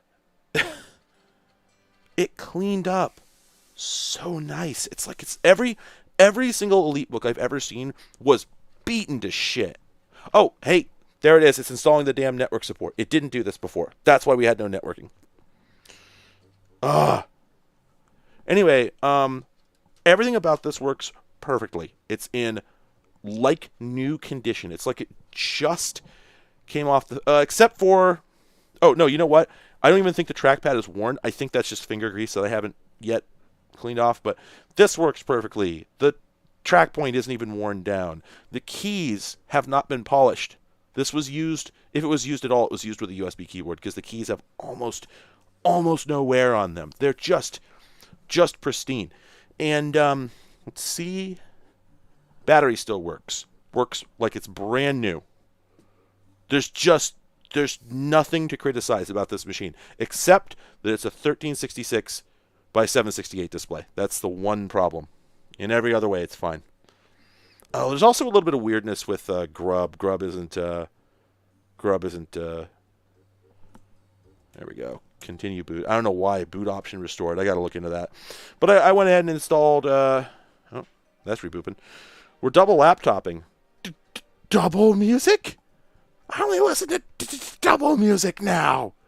Todd, you can't just play two different radio stations on two different radios at the same time. Screw you guys. Oh, right, yes. It has a Think Light, and it works. Yeah, baby. I actually, you know what's funny is the machine that I got the processor out of, it has the Think Light, but it's on all the time, even when it's not deployed. And when it's not deployed, it sort of sits at an angle. Can't talk now, bro. I'm three-balling. Chat sax solo with Carl Yelford. Anyway, yeah, I put Fedora latest on it. Thing runs like a hot damn. Oh, it's even... oh, you know what? Bummer. It doesn't support the fingerprint reader. You know what? That might not be on in the BIOS. I gotta go check. But yeah, just like no notes. The machine just works. And honestly, for being 1366, it's an okay panel. I paid $10 for this machine. And it's got a damn i7 in it. The Think Light. So, this one doesn't have it, unfortunately. Wait, does it? Wait, does this have a Think Light? Oh, shit, it does. I didn't think this had it. See? There it is. That's the Think Light. God, I didn't even see it. It's a little LED that just illuminates the keyboard. And the best part is the two keys are here and here in the extreme corners of the keyboard, so you never need to search for it. It's always there and there. Wonderful. Think Light, baby. Yeah, it's so... This is kind of neat, because I was... So, okay, it's funny. What do I do over here? I do laptops, okay? I always forget that this machine, the X260, has a keyboard backlight. Oh, it fades. I didn't know that. There. I did not know it faded. Huh. Anyway, so it's kind of funny because if you don't know, look how ickle the X260 is. Oh, he's so small.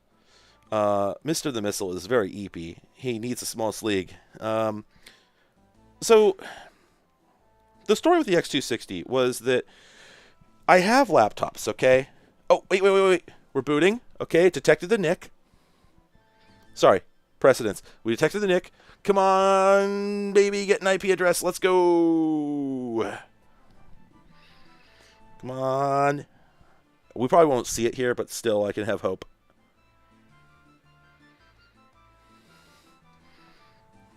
All right, I'll have to reinstall the Cytec Snap, of course, but it's about web enabling your core business processes to improve customer service, reduce cycle time, get more results from limited resources, and actually sell products and services. Okay, yeah, so you see, it's installing a lot more shit this time around. It did not do this the last time. We were operating on a very bare bones OS. Anyway, okay, so the story with the X260 is that last week or thereabouts, I was sitting around, I was sort of thinking to myself, so I have laptops, right? Oh lordy, do I have laptops? And some of them are, the best ones in here are like i5 second gens. Those would be the Dell Latitude E6420s. And for several years I've been telling myself that, you know what, that's good enough for like little sort of tinkering around projects. Obviously I'm never going to use one as a primary machine, but if, I was doing stuff like I'd go up to my girlfriend's room to hang out and I would RDP into my desktop downstairs so that I could just use my PC exactly as if I was sitting in front of it. So I was just using them as remote terminals. And it was kind of a bummer because they're like 1600 by 900 displays. I don't know, something like that. Not great. And I really don't think computers should be legally... It shouldn't be legal to sell a computer with a display less than 1080p. It never should have been. It should have been required by like 2005 at best. But anyway. So what I would do is every single time that I wanted to, for instance, I'd bring home a machine that had a special piece of software on the hard drive, like QuickWeb, for instance. I'd bring home a machine that had like a working QuickWeb restore partition, and I'd want to get a copy of it. Obviously, I want to do that from Linux, but I have not run Linux as a desktop OS since 2003. I don't ever intend to, and I have not ever had a persistent Linux install except on servers since about 2007.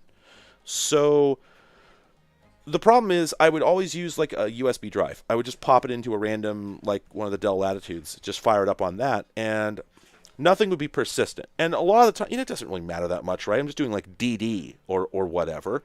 So what difference does it make? Well, the Dell Latitudes only have USB 2. It's kind of silly. They're really late for not having USB 3, but they don't.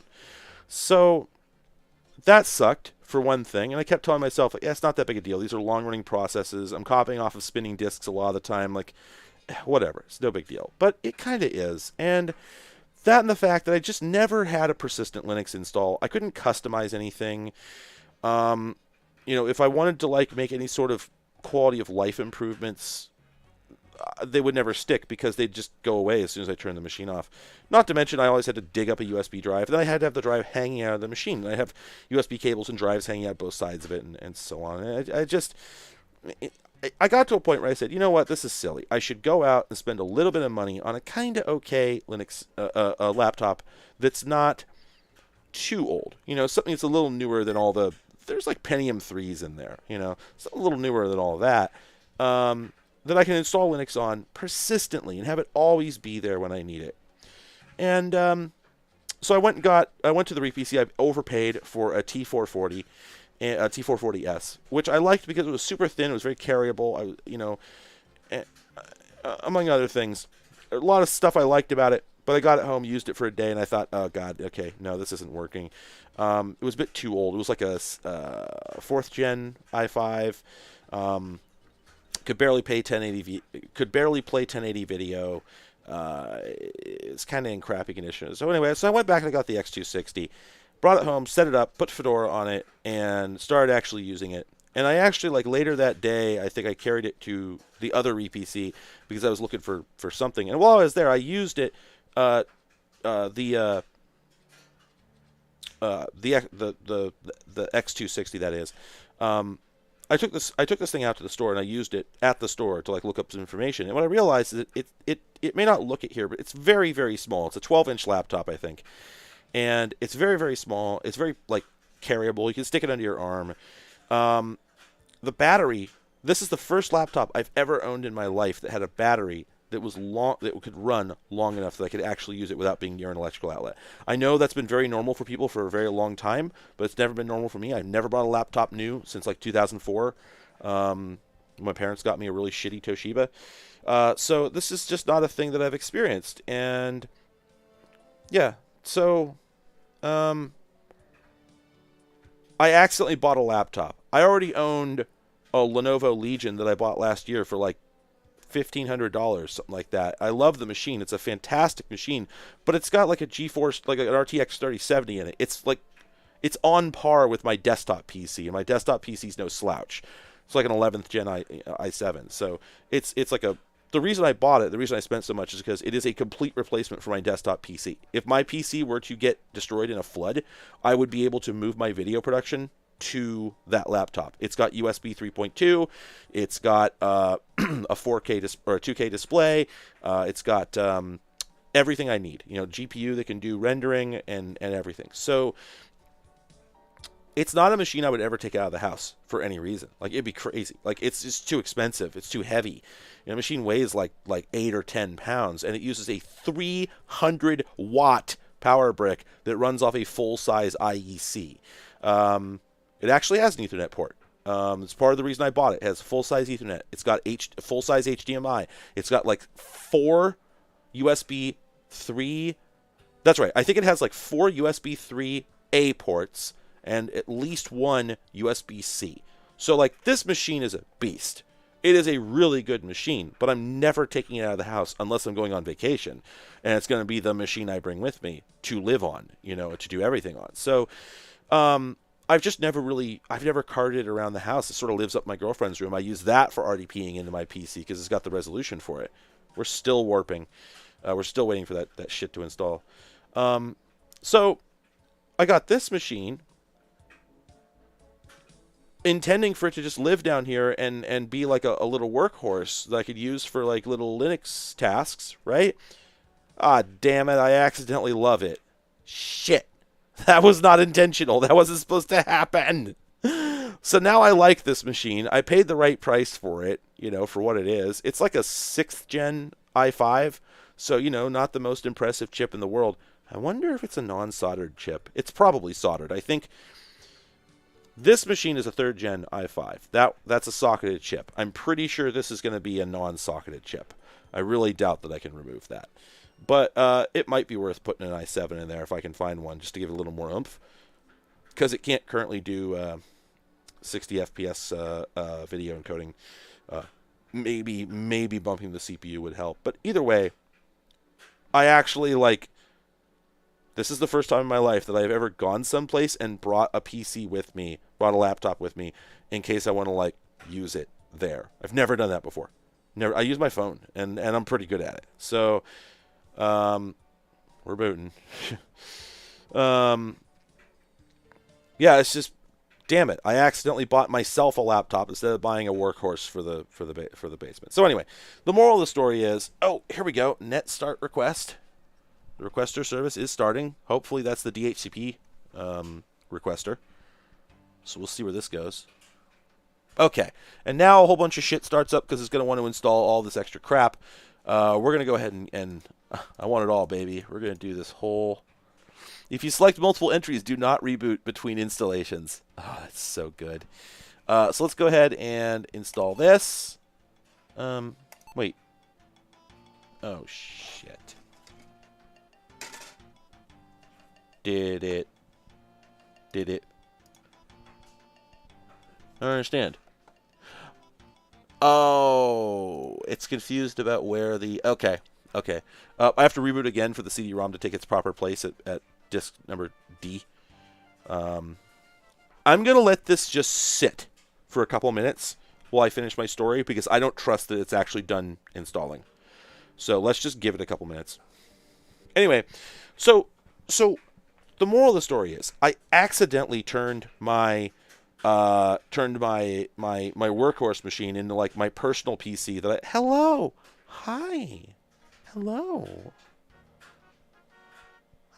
you're so soft. Gosh, you're like touching a cotton ball. You're the softest cat. No steppy. No steppy. No. Soapent.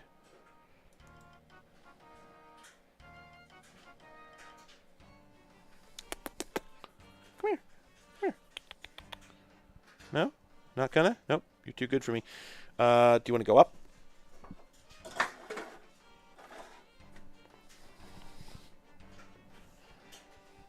Here's her ass, if you'd like to see that. I actually put molly covers over both my power and reset buttons so that they can't do that again. Oh, gotta wolge it. She's wolging it. Oh, you're getting wolged.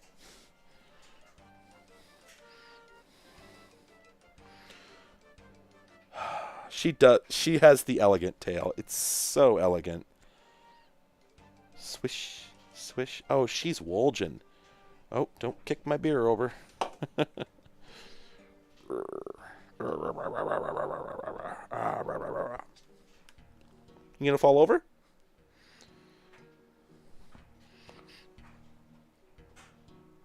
And there she goes. She fell over. No, no, no, no, no, no, no, no. Those cost me $350. No time. No time for that. All right. Anyway.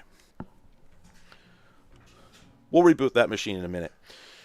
So, trying to finish my story. Right.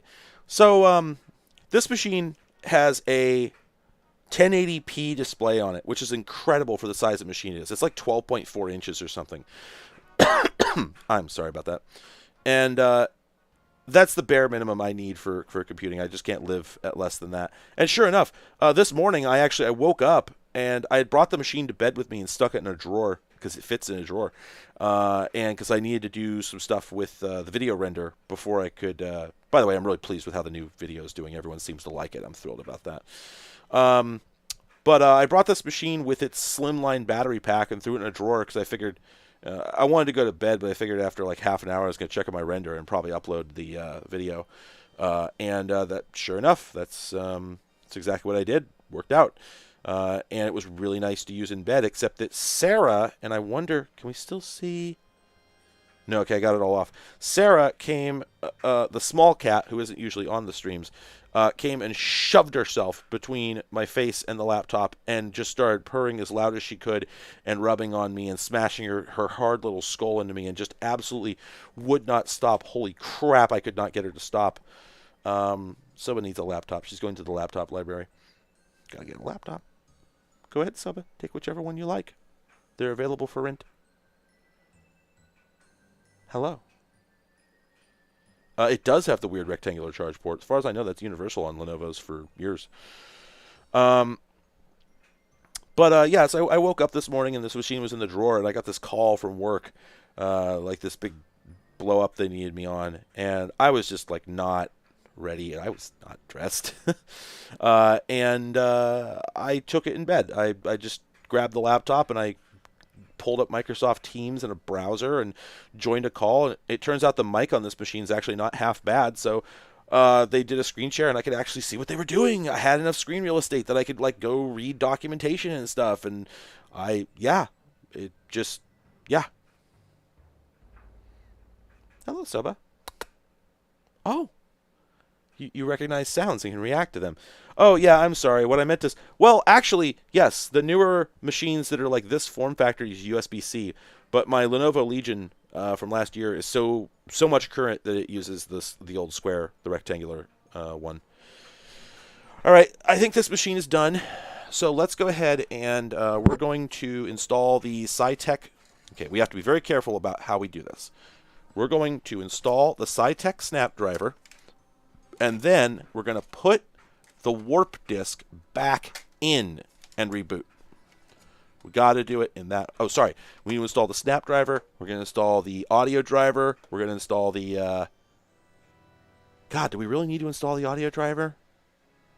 Didn't I? No, it's the network driver I was able to install. I decided to install the audio driver off the disk. So we need to install 3 drivers. 2 drivers. Sorry. We only need the audio and the video. Oh, god damn it. No! Noba! Stomp! That is not luggage. I'll show you this. JVC video movie. I'll show you that the next time we're rebooting. Yes, we want to overwrite the target file.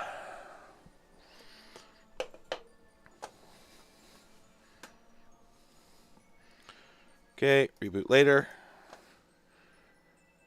All right, get rid of that. Now we're going to swap out for the other driver disk. Thank you all for putting up with my extremely fractured stories that keep getting interrupted by needing to do computer shit. Boop, beep. Yeah, Soba and Udon are very bad about scratching the furniture. They don't really do that much damage. They're just doing it to get attention, which is, makes it even more frustrating. Oops. That's weird. There we go.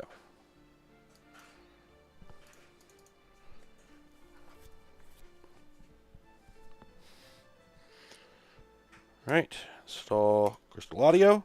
Boop, boop, boop, boop, boop, boop, boop. Gosh, I love... Oh, the progress bar is so good.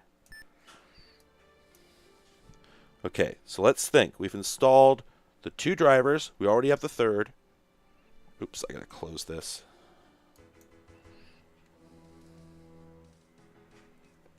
Okay, we actually have to open up the system and go to drives and then go to F and unlock disk.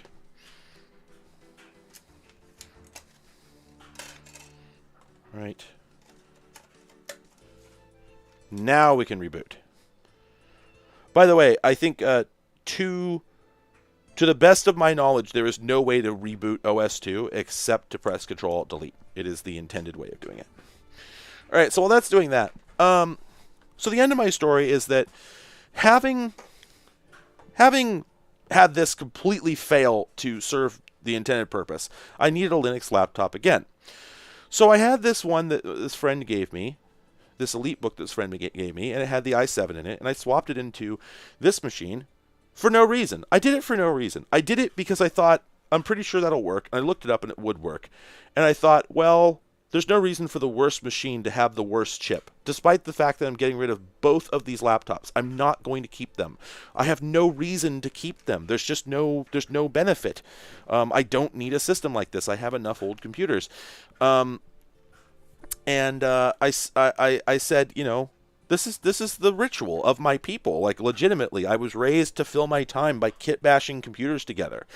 And so that's what I did. I went ahead and I moved the chip over. I carefully disassembled it, and I used alcohol and cleaned off the CPU and the heat sink and carefully reassembled it in the new machine. Put new grease on it, Arctic silver, the good stuff, because that's all I buy. And you know, put it all together. I'm like, okay, well, that's done. Time to throw this computer away. It was just a completely wasted 30 minutes. It's just what you do when you're a computer nerd, you know, growing up in the 90s and 2000s. And then having finished this all, I turn it on, and after I have it on for a couple of minutes, it dawns on me that it's running with no power supply. And it clicks that, oh shit, the battery works. And then I start to realize, wait a minute, I've got a machine that's it's an i7 instead of an i5. It's a generation newer than the i5 laptops I was using for workhorse purposes. It's in perfect brand new condition. It's a little bit smaller in all the right ways than the machines I was using. Why don't I just get rid of the Dells and use this instead? So I accidentally got myself a much better Linux workhorse, because you know what? Look at that. 2 super speed ports. So it actually has the USB 3, which was the primary thing I wanted to upgrade for. It still has a CD-ROM. It still has SD. It has FireWire, which the 6420s didn't. And it even has 2 more USB 2s over here. So this is actually a perfect workhorse that's also in absolutely pristine, unblemished, undamaged condition. So, not PCMCIA. It's going to be Express Card. I didn't even check, but for this era, it's definitely going to be Express Card. All right. Now, this is a little relic, a little piece of history. Let's go ahead and talk about it. Probably won't be much of a reveal, but there we go.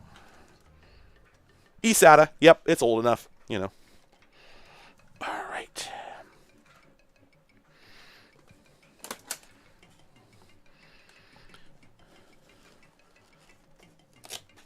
That there, in no uncertain terms, is the Back to the Future camcorder. That's the portable television studio. That's the exact model. Let's see. Do I have... Wait, don't I have a dummy battery for this? Oh, shoot. I guess I don't. Yeah, I guess I don't have a dummy battery for this. But, oh, sounds like OS2 is running. Okay, we'll get back to that in a second. Yeah, USB 3 plus FireWire is a weird combination. A portable television studio. But yeah, it's kind of cute because the way they handled the compactness for this particular model is that they actually made the viewfinder a separate module that you have to assemble. And a few camcorders did do this. It wasn't super common in my experience. They usually just folded. So you slide that guy in there. So you have to sort of assemble it kind of like a rifle. Pop that in there. Now I got this machine. I got this unit at Goodwill or Value Village. It was Goodwill. I got this at Goodwill for like $14.99 or something, and it's actually quite a score because these things are not tremendously rare. They sold about 1 billion of them, but this one's in great condition. Yeah, there we go. Literally $14.99. It's in great condition. It works perfectly. I believe it actually records video. It even still has the foam. And this is a camcorder from 1984, and the foam is intact. And one nice thing about it is that it takes a direct barrel jack, and it's 9.6 volts center positive. So let's see. Where is my? There we go. Where's my wire fighting team?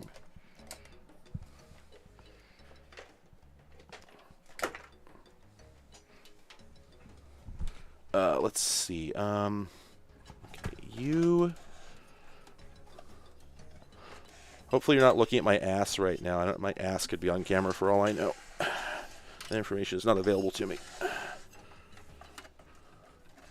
Okay, let's see. Is that one juiced? Yes, it is. Okay, cool.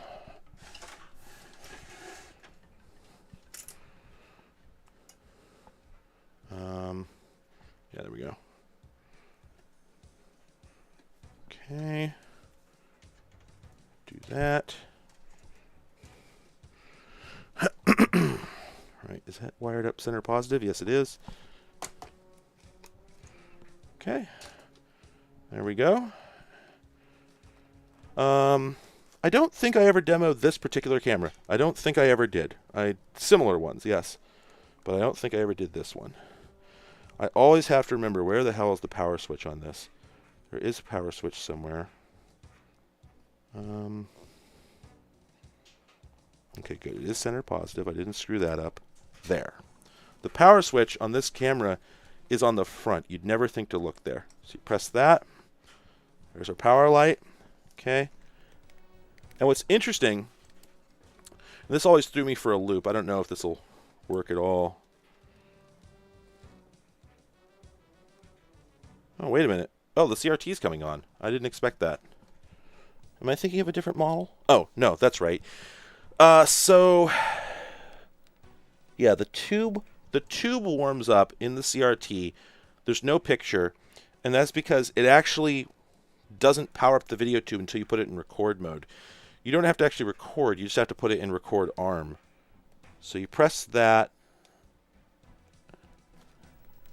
Give me a sec. Let me just get this tuned in here. I don't think I'll be able to actually show this to you. There's no way the camera is going to play ball. But I'll try anyway.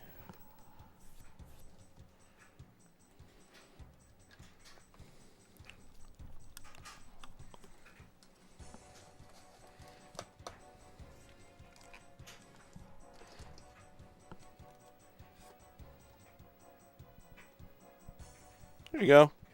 I could dick with this to make a better picture, but you can see it's producing an image. And what's impressive about that is that it's very likely that this is one of the first VHS camcorders that the majority of the public ever saw. Not just because of the famous movie I spoke of, but also it's just a very finished product. It came out at the right time. I think it's from 83 or 84. Whenever they started doing VHS-C camcorders. I think it was one of the first, finished product. Works absolutely perfectly. It's about the same size as all camcorders would be for years to follow. Only marginally larger than the palm corders that would become standard in the 90s and even 2000s. And yeah, viewfinders were pretty much all black and white except for the one in that video that I got famous off of. Literally, the reason that any of you know about me is because Technology Connections shared my video where I talked about the one color viewfinder. So, still props for that guy. Goddamn. Anyway, but yeah. So I don't know what's on this tape, and I'll just leave it at that. So I'm not going to play it. But I know it records just fine. The zoom is a little ailing. I think the belt needs needs to be replaced. I think if there's I don't think there's any autofocus. There might be, but I think it is ailing. So anyway, the moral of the story is that I don't have a lot of things that I would call collector's items. This is one. This is one where it's the whole thing, you know? It's all here, and it is a genuine piece of history. This is a very important device. It's in beautiful condition. I'm very lucky to have it. I feel honored to have obtained such a special piece of history, and I'm just really, really happy that I get to have this. And I don't really do that. That's not really a me kind of thing. I don't really do special items in that way.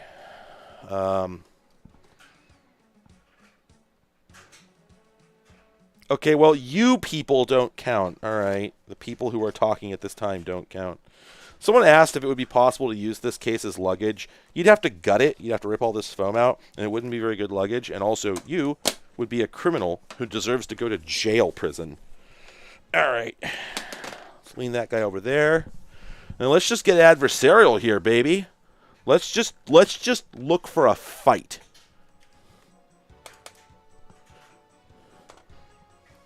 Yes, I wish to create a new profile. Let's go.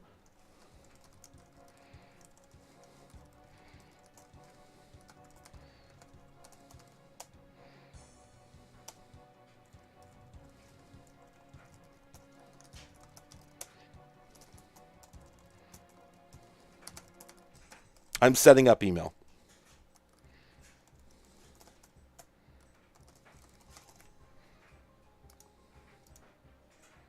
News.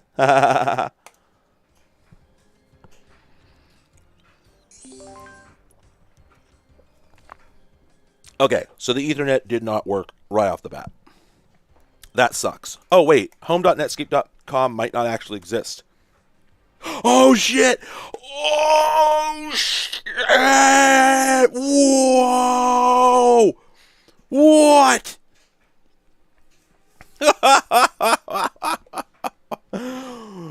Well, that's a punch in the gut. It just worked.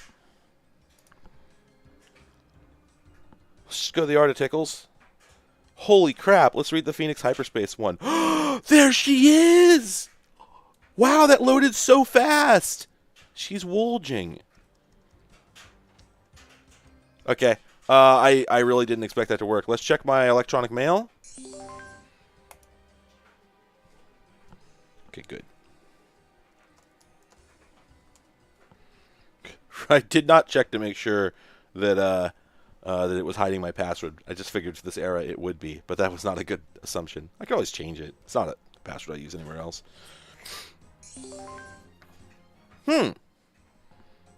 Login failed, really? Hang on.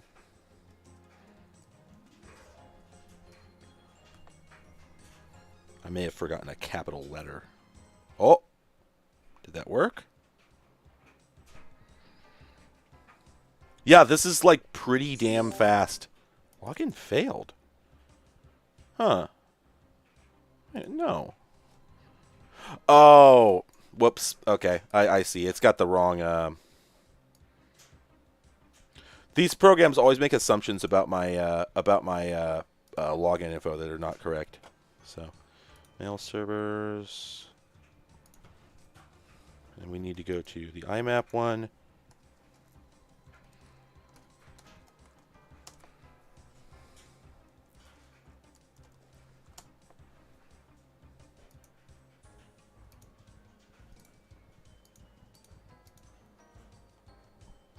All right.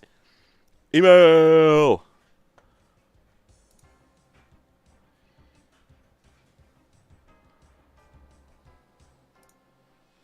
Okay, you know what? This won't render very well at this resolution, so let's go ahead and take care of the resolution situation. This is oh man, this is going so much better. I knew something was wrong before.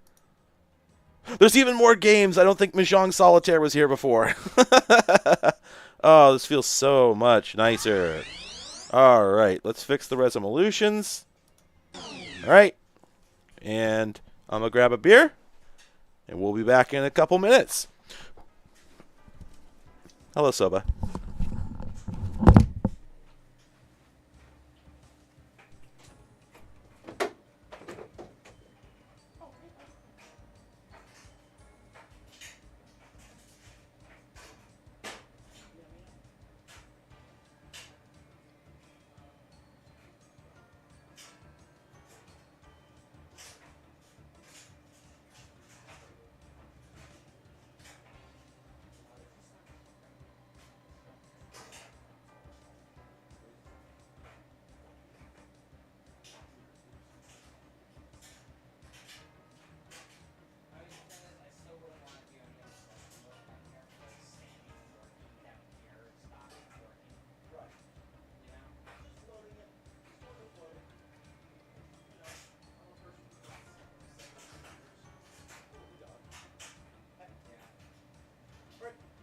Things are going well.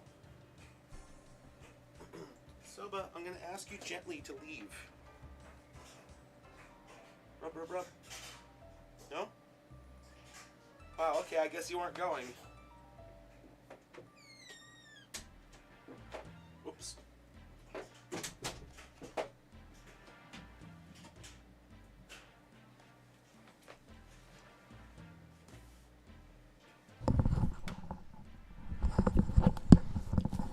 I've mentioned several times that the two noodle cats do not produce sounds. They're not sound cats. They don't make noises. Except when they are very whiny. What I mean by that is, you would think whiny means like the state of whining. No. I mean, when they are being denied something that they know they don't deserve, they get squeaky. So, I walked in here, and Soba is in the same, like, laying on floor, one paw stretched out position that she's been in for the last half an hour. And it's okay, Caitlin. You can take off. I don't mind. There'll be the VOD if you want to see where it goes later. Anyway, and I'm like, well, time for Soba to go. She'll just cause problems. So I start pushing on her butt with my foot, and she just goes... just emits this pathetic little squeak. And it worked. That's why she does it. Because it works. Okay, well, that's booting. You see that? Not only is that one of the very earliest CD burners that I ever saw, like the first one I ever had that purple button, okay? But also, it's parallel port based. You know, it's actually funny that 10 Barrel was able to get away with calling this Crush, but the thing about trademarks is that trademark infringement requires that there be the risk of a confusion. So you can make a car that's called the Hyundai Crush, and like Coca-Cola Corp can't do anything about it because no one's ever going to say, oh yeah, I bought a Crush, and then have somebody else go out and buy a car because that person's... like, no, it would never happen. The context doesn't make any sense. They'd say, oh, you know, I had an orange Crush. I drank a Crush. Like, no, it's just not going to happen. Nobody's ever going to be confused by that. It's impossible. So, pardon me. I think that's probably why they were able to get away with this, because no one would ever get confused into thinking in a normal conversation that you were talking about a normal soda when you were actually talking about beer.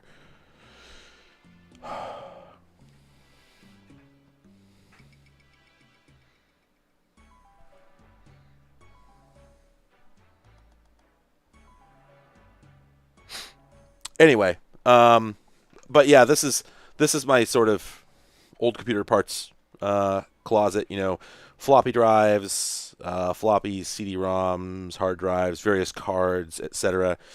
Let me there's some cursed stuff in there I'd like to show you, but let's take a moment.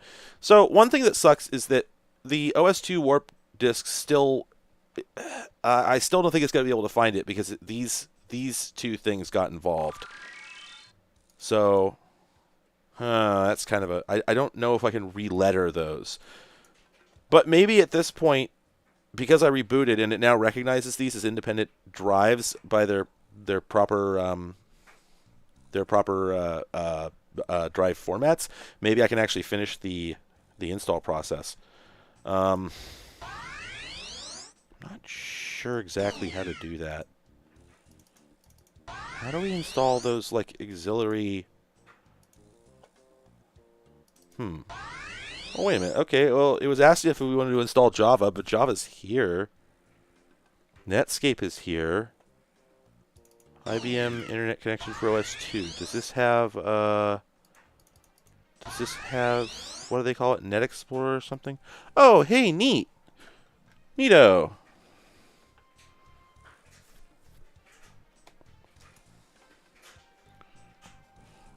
Let me try some things here to make this screen more visible. What if we do...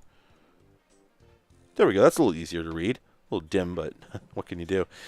Anyway, so yeah, let's see what they're... Oh, unable to open ping host. Oh, okay, that's fine. We don't need to do that. I want to see...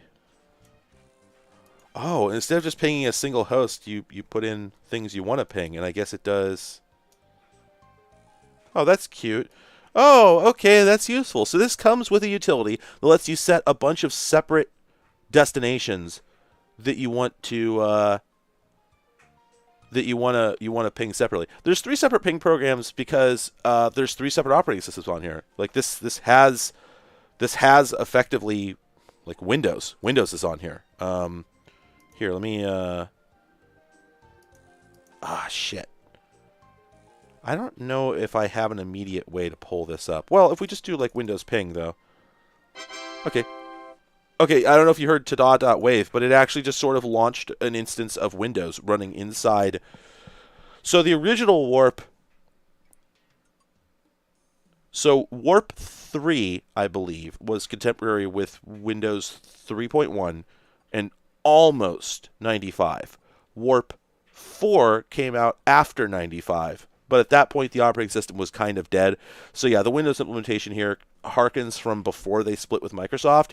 They just still had the license for it. And it's Win16 only, as far as I know. I'd be interested to see what software can run under this. I actually have some software that I could try running. But anyway, so notice that this is a very different utility. I think this is a ping utility that was included with probably WinSock, I'm guessing. I also suspect that this is sort of pinging from inside the Windows environment, so it would help you prove out whether Windows itself can actually reach the. Oh, that's weird. Oh, interesting. When you run the DOS ping shortcut, it pings all your active network interfaces. Oh, or yeah. Ah, that's weird. Okay, whatever. I'm not sure what that's doing. But anyway, so we have... Okay, so we have a command line FTP client. Actually, didn't... Come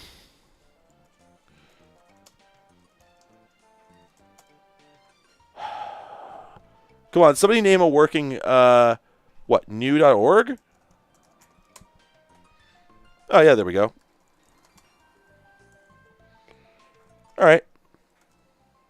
Oh, illegal port command, damn it. I can't remember, nor do I care how to fix that. But anyway, yeah, so working FTP utility. And then we've got...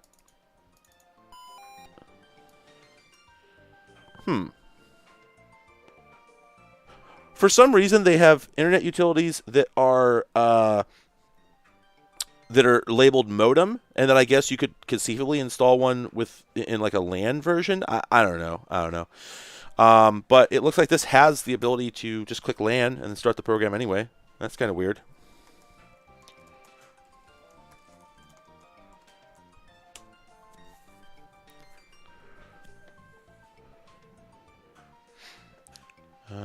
It looks like it's failing to connect.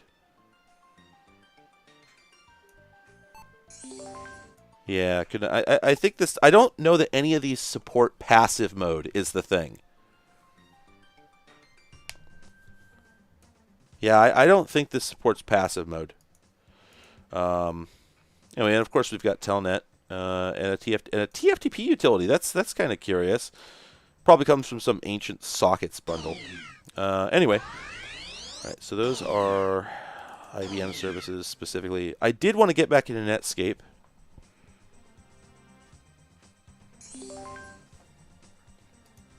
It's really funny that I freaked out about that before realizing that Netscape.com probably did not exist anymore.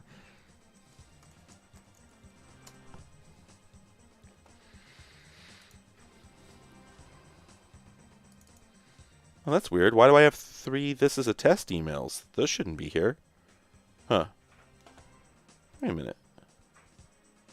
Oh, there we go. Oh, I wonder if this is sorted weirdly. No? Well, anyway. Just got to wait for the download here.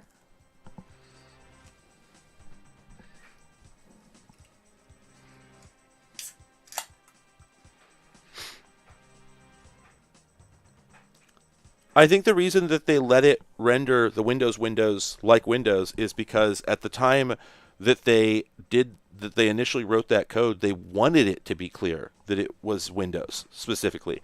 And it wasn't until later, after their acrimonious split with Microsoft, that they maybe started thinking, maybe we want to set ourselves apart. But in my opinion, I think that OS2 was a lame duck as soon as that split happened, and there was no longer really any realistic chance that, like, yeah, people were doing work, but very clearly in a very splintered, very discontinuous fashion with no central planning, like much worse than it had ever been before. Everything is just so all over the place. And I think they were probably too busy scrabbling to try and make something of the rest of the OS to bother trying to do something like that, to update this chunk of the OS solely to distinguish it from something they no longer wanted to be necessarily associated with. So, for whatever reason, this doesn't seem to be able to download these images. I don't know if it's just running out of memory or what. Let's see. Of course. So, the little bar down here, by default, has a disk space monitor, which is very funny. And it could also be a battery monitor. And it could also be a CPU load monitor, but it doesn't seem to have the ability to be a memory monitor, which is a bummer. But let's pull up the properties on it. Let's go to monitors, and yep, there's no memory monitor, which is stupid.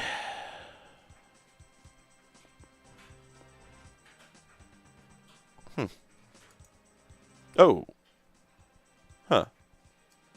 Oh, I think Netscape downloaded my image and is now opening it in a browser. Huh, that's cute.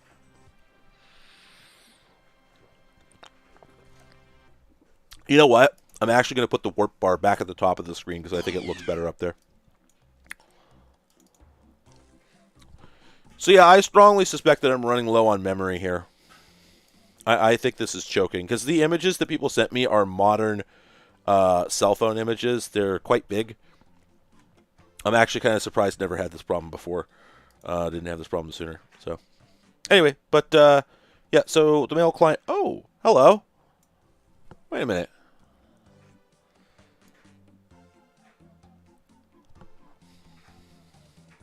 Yeah, only 256 megs of RAM in here.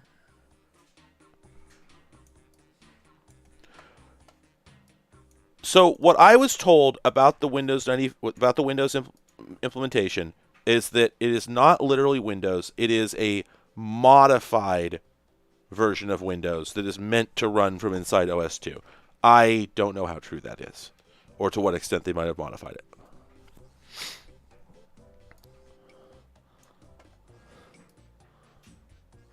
Oh my god. Not fast. And it's funny too, because this is plugged into, gigabit internet. So, is it the machine that... Yeah, so unfortunately...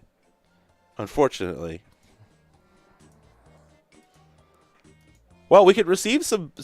Gosh. This right here is kind of special. This is the most sincere experience. This is it. This is what you might have done with this when it was current. You might have taken this like 1999 machine or whatever it is and run Netscape Navigator on it and used its email client to load a recipe that somebody sent you for Cornish game hens.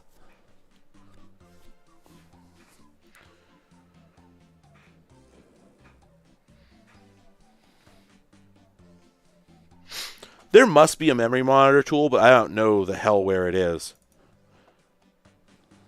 That's right, I didn't mean to exit that. I was going to go back to my website.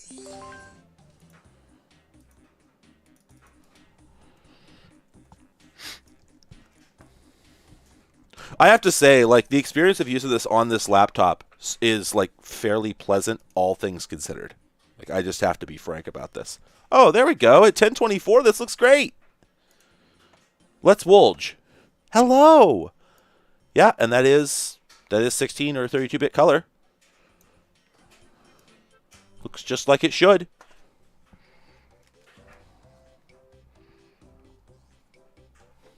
Man. It feels so strange.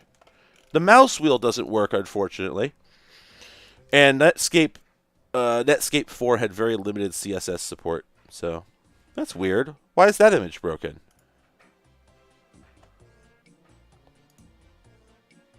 What? Weird. But yeah, so this has very limited support for CSS, so it's not loading my fonts. It's not really loading anything. But this does really clarify. Oh, you know what? Those might be PNGs. No, those should be Those should be JPEGs. Huh. Well, anyway, I did design my site to work on old computers. It was like literally for this purpose, and it's working. I'm impressed. You know, this is about the oldest browser that I've actually tested for this purpose.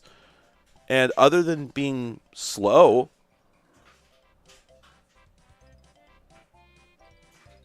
yeah. I don't know. I'm not sure why these are horizontally stretched. No, I'm not using any kind of advanced anything. I'm using DreamHost. And it is literally just like Nginx or I think it's literally Apache. It's literally just Apache running on a server with an IP address. No load balancing, nothing. It is the most basic, straightforward ass setup imaginable. Oh god, this doesn't support RSS. Oh, good times. All right, so that works perfectly. Very pleased about that. Oh, here we go. TCP/IP utilities LAN. Here we go. These are the non-quote-unquote modem versions of all those same programs. They're going to be the same stuff. It's just they get installed from two different packages. So now, is this going to give me info? Ooh, look at this little. Oh man, look at that. There's like a normal ass tabs in. Oh wait, because it's Java. It never ends. Wow, this sucks. Wow, this program is so poorly written. Like, you can't. I didn't do anything, but I can't leave this ever because I don't have some value set. I didn't change anything. This isn't my problem. Wow, you can't. There we go. Okay, I escaped. Oh. Java.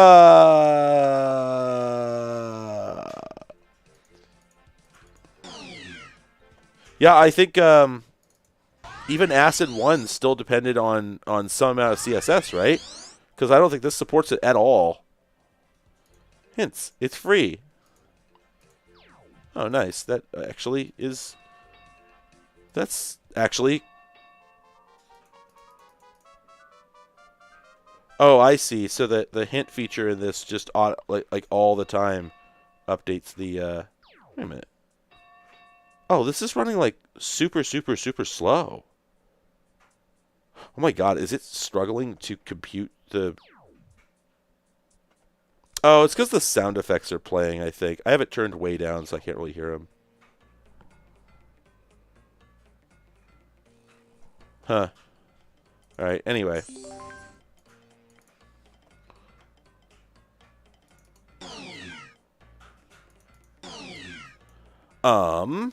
Gosh, what else are we doing? I mean, I was looking forward to getting the internet working. The internet is working.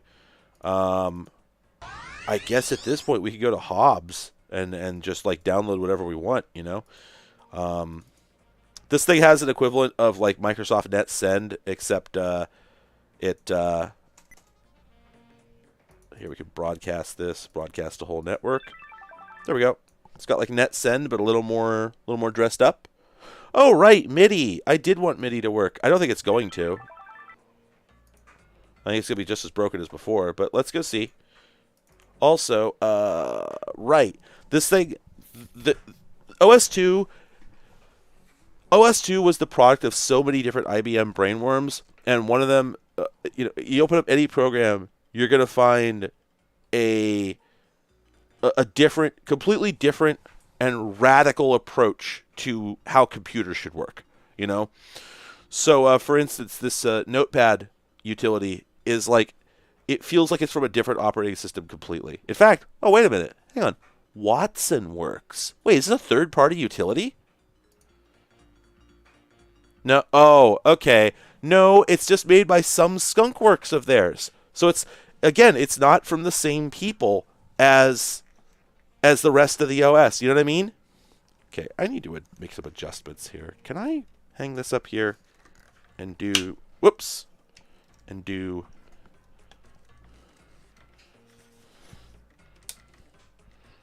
Sorry, the camera's just really getting in the way, so I'm seeing if I can adjust it. It's kind of sinking. Obviously, I'm going to flip that. Please hold. There we go. Yeah, it does sort of feel like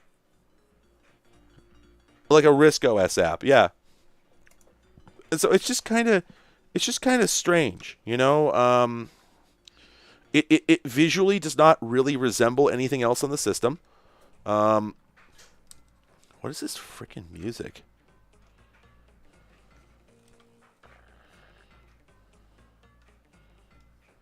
There we go. And I have the feeling that probably it has really weird ideas about weird ideas about how file editing should work. So like I think, yeah, so I can just insert in the middle of a column, right? So it's not like it doesn't have modern ideas about how text editing should work at all. Ideas that have been like universal since like 1984 at this point. And it doesn't seem to be MDI. I don't think it's MDI. But notice how, like, the default file name is .untitled. Why? That's not...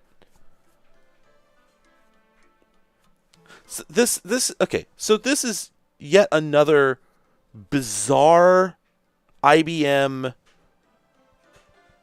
like, let's reinvent computing from scratch beginning in 1986 or 1968, right? Untitled. First, the dialogue is called quitting file. Quitting? What? Quitting? These people were all native English speakers. What? Why would they say it that way? Secondly, the text is justified over to the right, yet it's centered. There's no reason for that. None whatsoever. And then the file is named .untitled. Is that even a valid name on this operating system? This dialog is not a common file dialog. Why? This OS has those, but this is written from scratch. And then select save to file as entered in the entry field below. Again, there's no reason for them to have used any of these words. Additionally, file where? Where will this be saved? Okay, now we get... Now, why would it ask us for a file? It asked us for a file name, then it threw it away and gave us the normal save dialog. Are you getting the picture? There's also... Let me also point out the fact that... So, this is something I like to talk about from time to time. When Windows 95 came out, it introduced a virtual file system. Nobody ever talks about this. If you look at this OS, okay, so you could make the argument that this operating system has a file hierarchy that begins at, the C drive.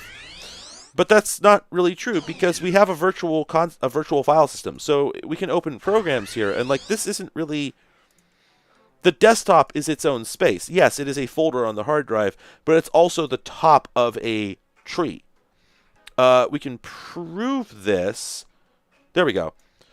Okay, so I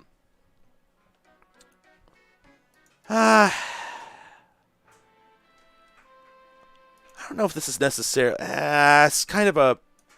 Yeah, here we go. Here we go. This is what I'm looking for. So, from the perspective of Windows 95 and contemporary operating systems, and to an extent Mac OS, the file system hierarchy does not begin with the drives. It begins with the desktop. And from there, you dig down to the system, and then you've got, these virtual folders. Maybe they exist on the hard drive, maybe they're software generated. And then you've got a virtual folder that contains all your hard drives. Although in this case, for some reason, it only shows the floppy drive. What? Come on. Anyway, the point is, it's a virtual file system overlay, independent of the physical layout of disks in the system. But this doesn't respect that. It's the equivalent of a Windows 95 program with a Windows 3.1 a Windows 3.1 file like load save dialog in it, right? You run into it and you just think, oh God, no, how am I going to save something in my documents? I've got to remember how the virtual folder maps to the real folder. And of course, yes, these are just a clever way to represent folders on your hard drive. That's beside the point. The metaphor had changed.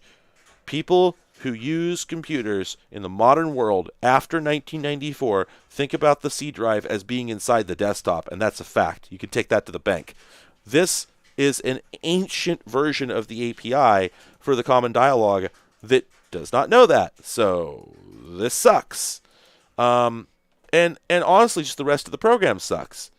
And I think I saw somebody comment that it might be some sort of like label editor or something, but it's just called enhanced editor, right? So if it's not for this, then, let's go to general help. Yeah, here we go. It's a text editor you can use to edit your text files. There we go. This claims to just be a text editor, right? What's that? What? Instead of open, although what? What? What? What? What? What? Okay, again, they were trying to invent new ways to use the computer from scratch in some skunk works without talking to anyone else in the entire company. So, that's why if you look at the toolbar here, what do we have? We have mono font. Okay, but any other program would call that'd be part of the formatting tools, which is like a common dialog that lets you do all sorts of things. But no, this has just a button that just switches between what monospaced font, which one. It's hard coded, right? And then we have style, which again lets you also pick a monospaced font. So why are there two different ways to do this? And then just unstyle. Like, no, this isn't how we do it. By 1986, on the Macintosh, it had been established that this toolbar should contain a modern office style, series, italic, bold, underline, etc. Right? Yeah. So let's see. Nope, that opens a separate window. So it's not like MDI or anything. And then new replaces the whole thing. And then as far as, so rename. What? Enter new name for current file, and then it gives us a folder path. Udon's here. Udon's here, everyone. Udon is here. This is Udon. Hello. Here she is. Don't step on the X260. Don't step on the X260. Do not step on the X260. Wolge. It is my cat. Oh, the steppy. Oh, sorry for her butt. Oh, the step. Whoa. Oh, you having trouble there, Ud? Udon. Udon. Bloop. And here it comes. Will she? Will she? Will she?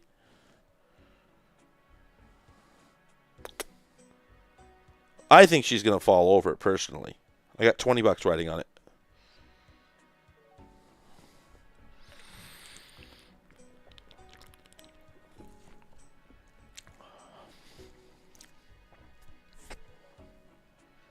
All right, well, we'll check back on that drama as it unfolds. Ah, crap. All right. So,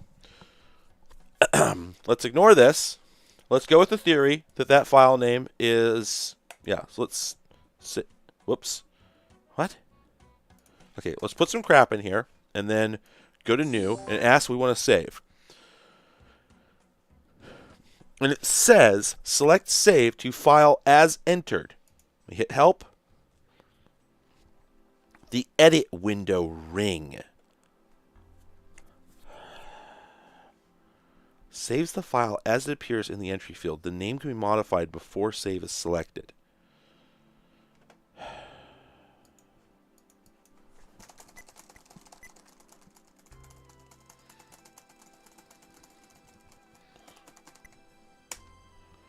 Okay, error writing file. Okay, so yes, that is the file name.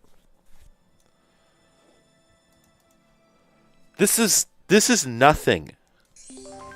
So we say horse shit and hit save.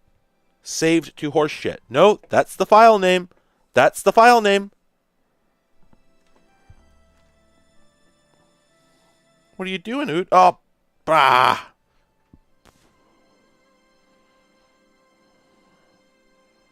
Here she is, everyone. It's Udon. That right there is a certified Ood.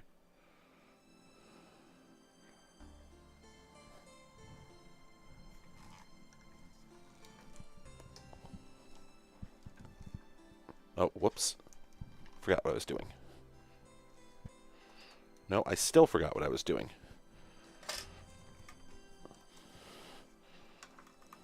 Oh my gosh. Here she comes. Kaiju. Sorry for all the camera twisty-turny.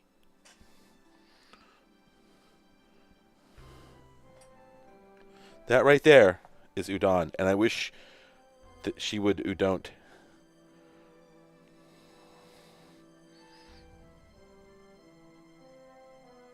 Oh, Wolging.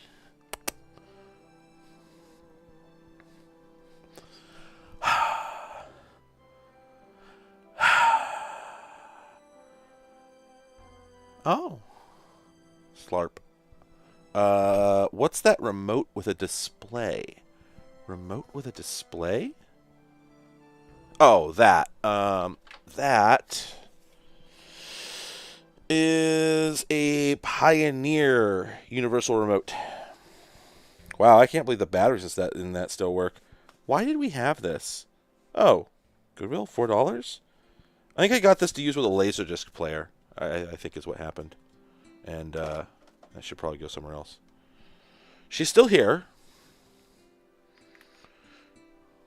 Wow, she's so soft.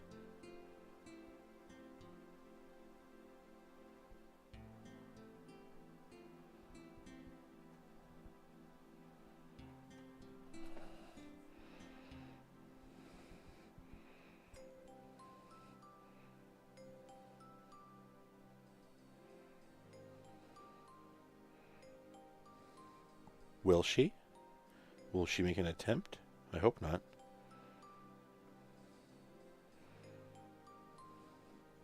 Udon, would you like the room to come down?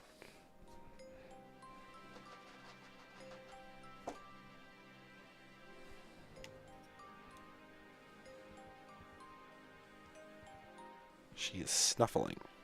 She is whisking. And...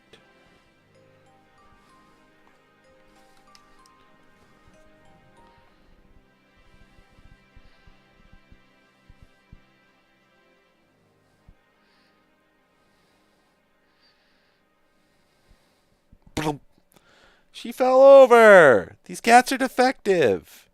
Damn it! This keeps happening. Alright.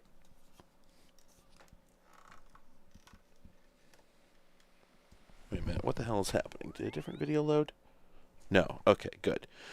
Whew, I was worried I was about to get copyrighted. Anyway. So... this is such a mess. This program's such a mess.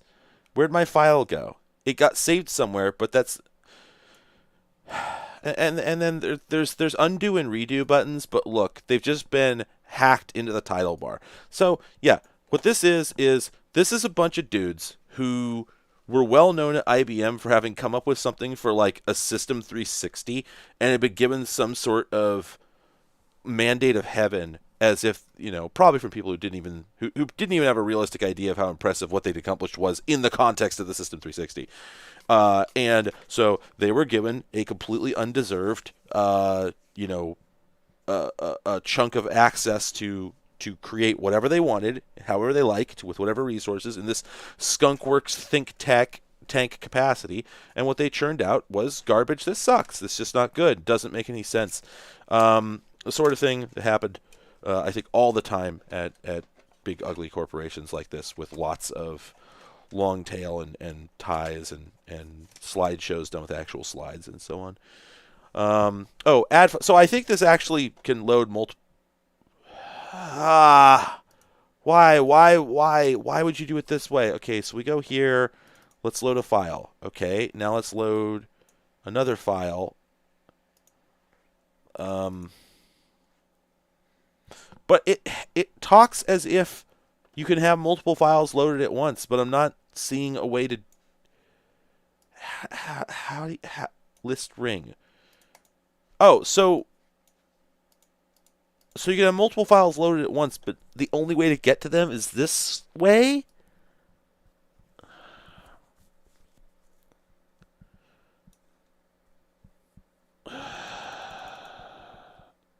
This is so bad. And then, like, some windows, for no apparent reason, will not have an exit button. They just have like the control box, like from Windows, except that it looks like a minimize button, so you never want to click it.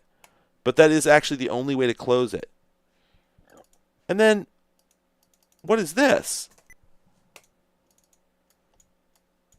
There's like two icons up here. One is the window control, but then, what's that? There's a document there. What is that? Still doing that hand thing? What is that? God! I don't know. They have a find files utility, but it's called seek and scan files. No! Stop! No reason for that. It searches pretty quick. That's reasonable. That's okay. The system editor. Here we go. Okay, they at least have a notepad, you know. Yep, here it is. They got a plain old, can't beat it, notepad.exe. Except it's not called notepad.exe, but it's pretty much a clone of notepad.exe. One thing I've noticed that I understand, but it is irritating, is the fact that they don't have exit options in the file menu for most software. You know? Makes sense. You're supposed to do that from the window menu. So why would you have an exit option? You know? It's redundant. It makes sense. I can't argue. That's cute. Look how quickly they're graphing processor time here. That's what, 15 FPS? Oh, God, no. They're doing imperative menu options. Those were out by Windows 95, certainly, but, like, honestly, they only stuck around for a little bit in the Windows 3 era. Bad. No. Don't do that. Sampling rate, 150 milliseconds. How low can you go? Whoa! Whoa! Whoa! It's actually collecting data at 10 millisecond. What? When I move the mouse, it claims to be okay. Yeah, right. Because the processor is either 100% utilized or not utilized at all. This is always averaged across time. So technically, when you move the mouse, it is using 100% processor. So if you can get the sample rate down low enough, you are going to see these massive spikes. That's accurate. That's correct. Yeah, that's valid. This is the only cool thing I've ever seen in OS2, and for some reason it picked this baby shit brown color. Like, why? Why do that? Why? Why do that? Oh God, these colors. Oh well, you know what? These are selected for 16 color mode. The thing that we were just making fun of it for not doing with the default. Wah! Oh, it's real funny to show it that way. Gosh, that's funny. I'm impressed it's able to do it at all. But yeah, you can't change the color of the the bar. Like, it has to be this baby shit brown. Like, come on. Don't do it like that. Uncalled for. Now, the Java folder, if it's like the other version I had, actually, does it have it? No, it doesn't have all the Java demos. There's a bunch of little Java demos. Can we, properties? Okay, this goes to C, Java 11. Of course, there's no way to jump to that folder naturally. No, of course there isn't. All right, we copy that. Hopefully that copied. We'll find out in a moment, won't we? And then can we... How do we go? Is there a run feature? Is there a run feature at all? I don't think there is.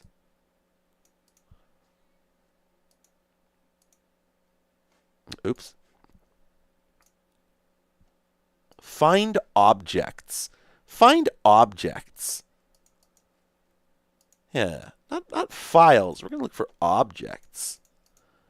What I'm looking for is the ability to go to an arbitrary folder. I don't know how to do that. Yeah, I have no idea how to do. There's no address bar option. Find open as. Yeah, I don't really see any way to go to a known location.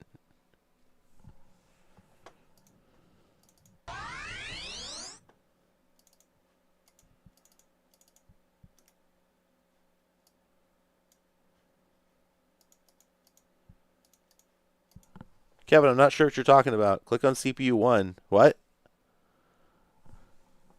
I saw your message, but I don't...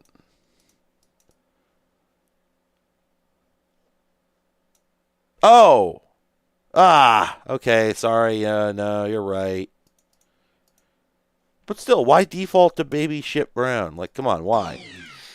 Anyway, so yeah, there was there's a whole bunch of demos that came with the Java distro and another version of this that I installed. I don't know how to get to those now, which is a bummer because some of them are kind of cute. Anyway, let's move on to new business. Open Drive F. There we go. There we go. Icon view. Select all of those. And we'll just go to the... Go here. Look at all this shit that it installs. Okay, you install OS2. When you're done, this is what your C drive looks like. What the fuck? What is all this? This is so bad. This is so bad. Like, what? Why? This is IBM. They just had no sense of decorum, and they would just churn out thousands and thousands and thousands and thousands of files. They would just break everything into all these little tiny files all over the place, just everywhere. Ugh.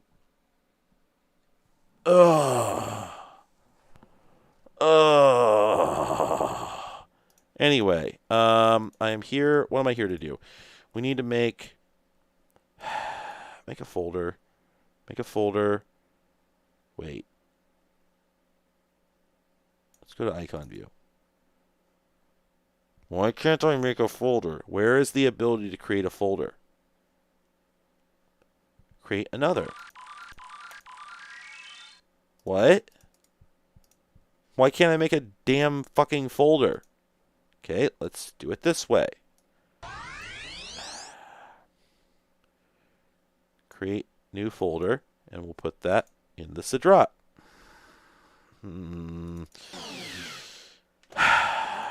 Okay, well, there it is. I don't think I missed anything. I don't think there's a way to make a... Wait. There's two different things called create another. There's folder, and then there's edit. Wait, if I don't have anything selected, you can't. That's why, because you can't do that. I don't think there's a way to create a folder. Storm Crash, you literally do use a folder template. That's how you do it. Like I think the way I'm supposed to do this is by selecting an existing folder and saying create another. And if there's no folders in there, I guess I can go to hell. Because that will make a new folder. Like, suffering was life.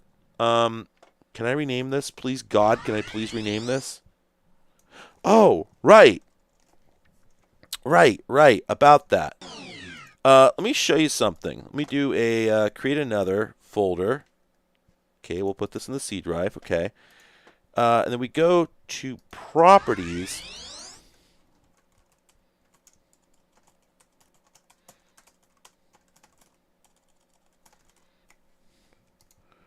Right, and then we just exit that, and now we have a folder with line breaks in it. You can do that. That's allowed. Now, let's address something here. I brought this up the other day. So, this is the OS2 command prompt. If we do dir, hang on a second. Okay. So, first off, it has already failed because it has rendered the line breaks as a pair of exclamations for some reason. I'm sure that's by design, but it's still stupid and bad. So yeah, we can actually. I guess it's not stupid and bad. I'm sorry. That's mean of me. But anyway, yeah. So we can. I'm not going to get into. You can't tab complete, of course. Can we? You can't glob it. But anyway, there it is. So you think to yourself, all right, obviously, like FAT32 cannot make a file under by this name, but this does have DOS support. So how is this rendered under DOS mode? Well, it isn't.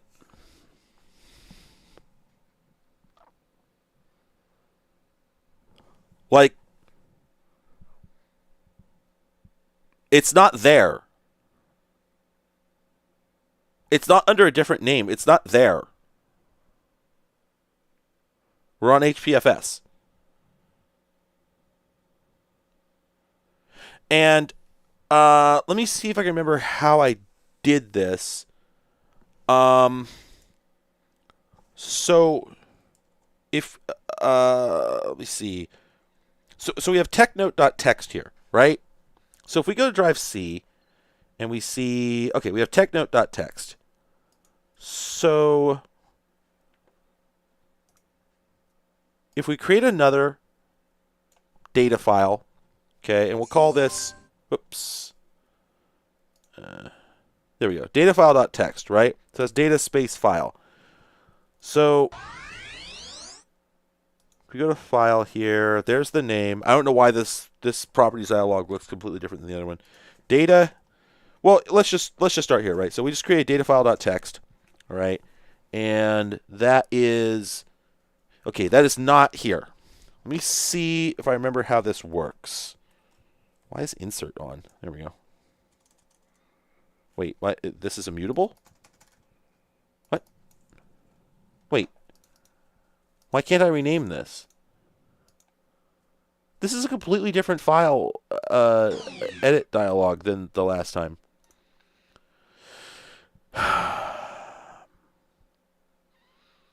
There's no... What? Why can't I rename anything? Yeah, I can't...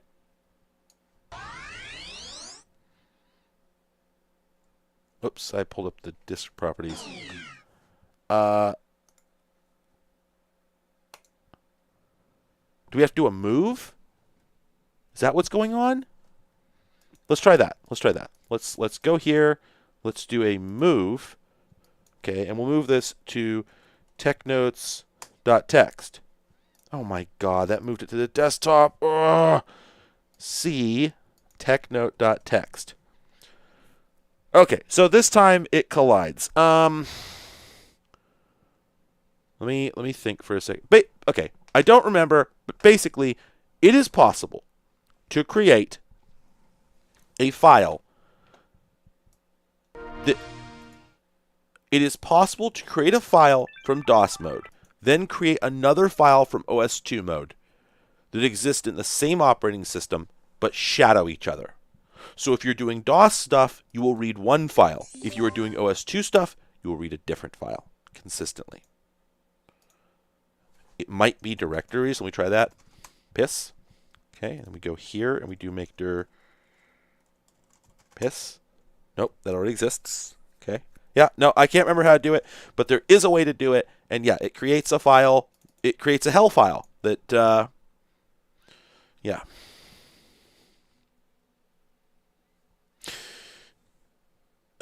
Anyway, so yeah, let's proceed as if that never happened. We're in hell. Okay. Oh, and again, I just love to bring this up, the fact that the file copy dialog looks like it's asking you a question, but because it's got all this stuff selected, right? And you can unselect it, but in reality, this is just a progress box. And once again, like all the other dialogues in OS2, I am asking you to tell me, why does this not fill the whole window? Even at 640 by... This is meant to fit on a 640 by 480 screen.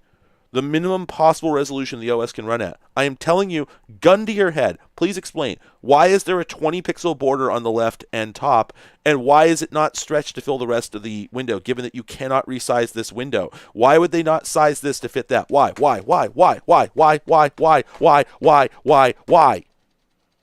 Why? Why? For what reason?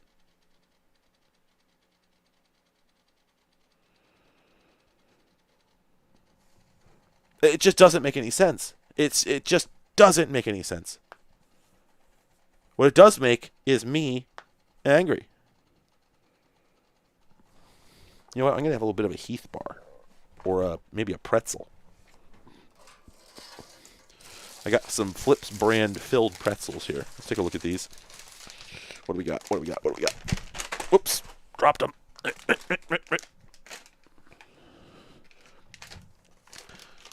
Okay, what is the deal with food companies and their idea that taking the E out of the word stuffed is somehow like cool and radical? I swear I've seen this on at least 10 different products. Stuffed.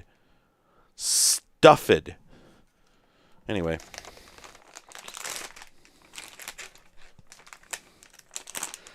All right, pretzel inspection. What do we got here? Oh, they're like chocolate-covered pretzels with peanut inside. That's kind of weird.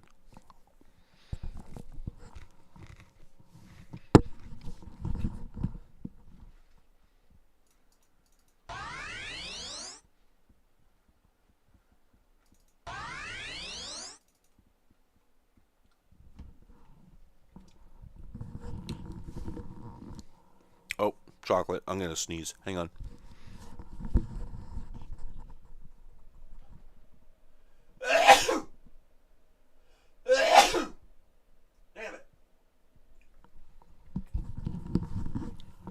Sorry. Yeah, so I have an incredibly mild chocolate allergy. I don't know what it's about, but basically if I eat chocolate above a certain like cocoa level, which is not very high, uh I can eat the chocolate. I don't start itching or burning or anything, but about 20-30 seconds later, if not less, I sneeze once. Exactly once. It doesn't happen again. Nothing else happens. I'm fine. I'm normal. I just sneeze one time. And after that, I can eat as much chocolate as I want. I don't have sunlight sneezes. I don't think so, anyway. Wow, this is hosed. I'm going to hard power cycle the machine. That's really funny. But yeah, so the thing about this that used to really cause problems in my life is that I didn't remember that I had this problem for a very, very, very long time. Like, I don't know why, but it just never, I would never think of it before it was too late. So I would eat some chocolate, and then while still eating chocolate, while eating the next bit of chocolate, the sneeze would happen, and I would be going like, oh shit, I'm about to sneeze with all this chocolate in my mouth. I'd never handle it in time, and I would end up sneezing liquid chocolate all over myself. This happened more times than I care to admit. Well into my 20s before I finally managed to remember that I had this problem.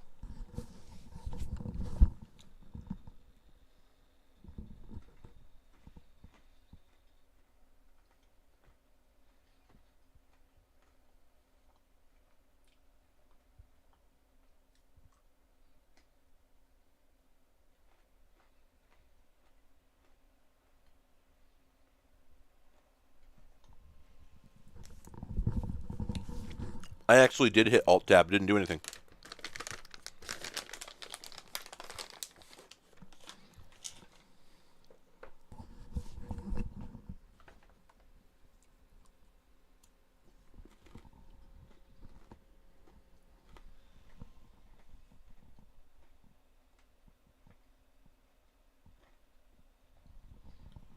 Having a great time waiting for OS2 to boot.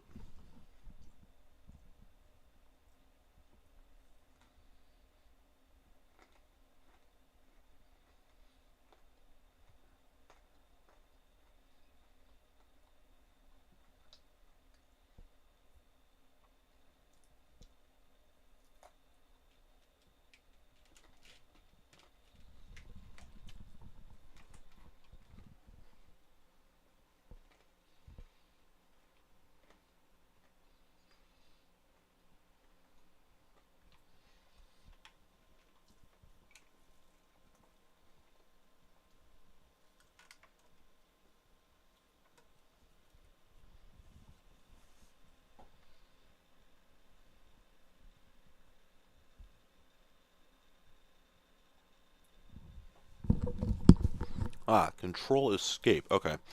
Now, okay. Here's a thing.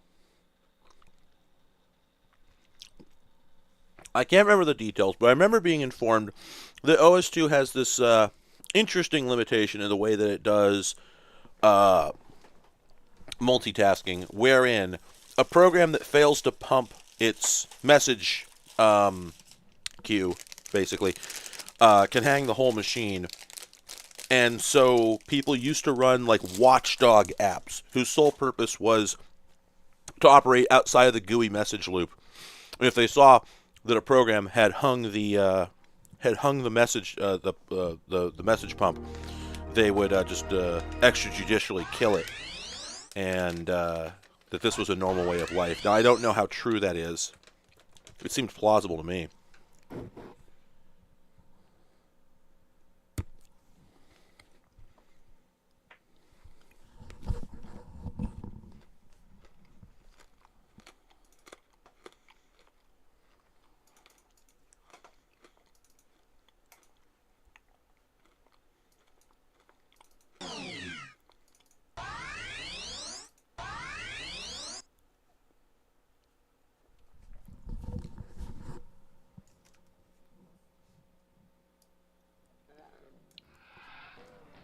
Whoa, holy crap.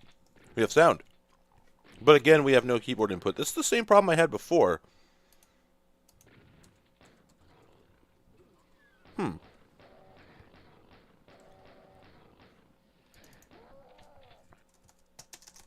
Yeah, no keyboard input. It's a bummer because it otherwise works perfectly. And actually, I don't have any input. Like I can't do anything. But did this come with a README? Oh, right.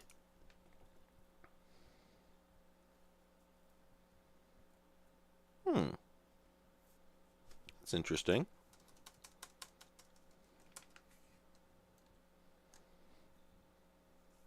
Ooh, oh, that's nice and hosed.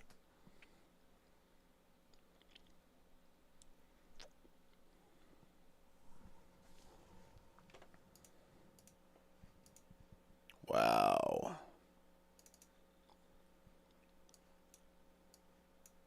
Ah, is that when we get trash graphics?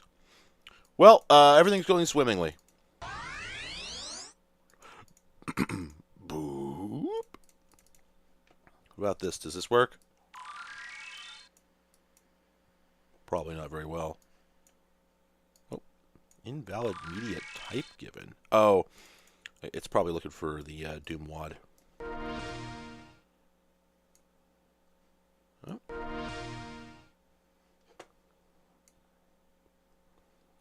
Computer having problem.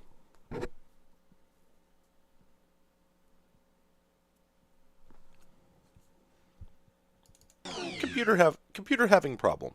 But that's okay. It isn't actually. We'll reboot.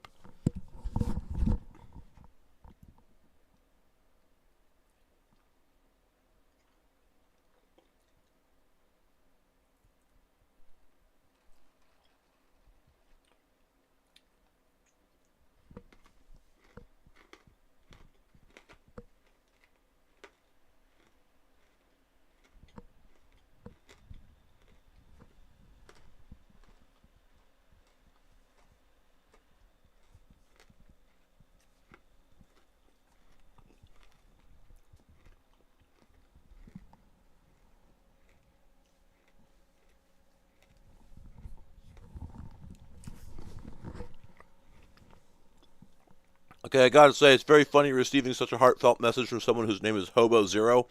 Name seems kind of flippant. Nothing wrong with it that much, just seems kind of flippant. But that's how the internet is. Anyway, I'm glad I could help. Yeah, my newest video, I decided when I was shooting it that I just hadn't been sufficiently leftist and gay recently, so I hung up a gigantic pride flag. And the wild thing is, I haven't gotten any bigoted comments on it. Video's doing all right, getting a decent number of views compared to my last few. And yeah, no weirdos. Oh, no, I'm sorry. I hit Alt F1 on startup because someone suggested it. And I was like, oh, right, I never tried that. I was just curious what it looked like. As far as I know, everything's fine. I just, yeah.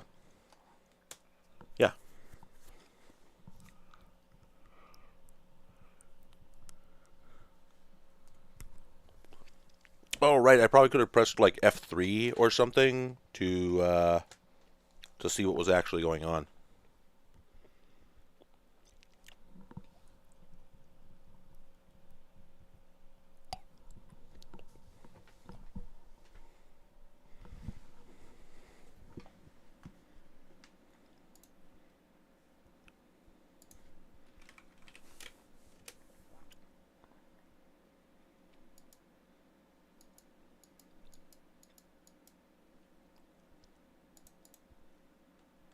Having a great time waiting for OS2 to boot. Just having a blast waiting for OS2 to boot.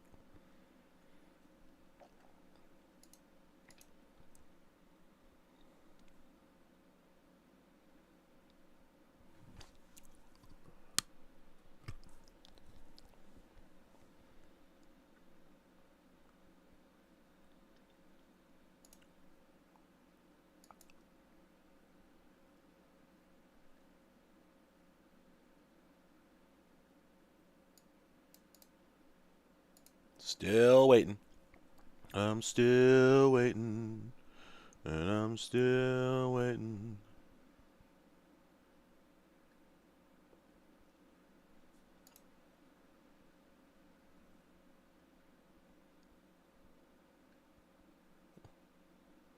Oh yeah, sorry, I know how internet handles go. You keep the one you got, but I I just thought it was funny. You know, we're all like this.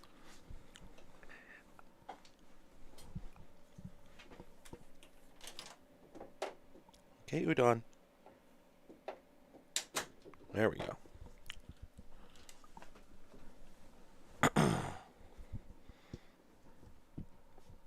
Oh, oh, huh. That's exciting. All right. Well, maybe. See, frankly, I think it's astonishing that I haven't had more problems caused by not cold booting.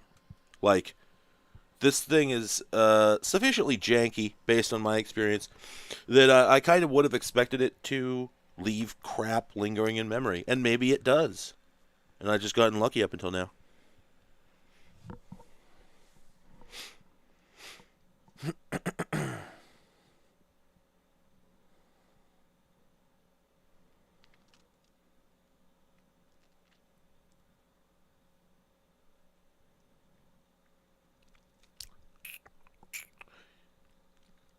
Yeah, like regarding the speed of boot, there's absolutely no reason that it should be this slow. Just none whatsoever. Um, it was loading faster on my Pentium 1. So I strongly suspect it's a device driver thing. Um, I'm thinking it's probably uh, due to it's not DHCP. We established that because DHCP is working now, and I know, I know my network is responding quickly, so I'm certain that's not the issue. So yeah, kind of curious, little weird. I think it's some device driver that's slowing down boot, but what would it be? What would make sense? I don't know.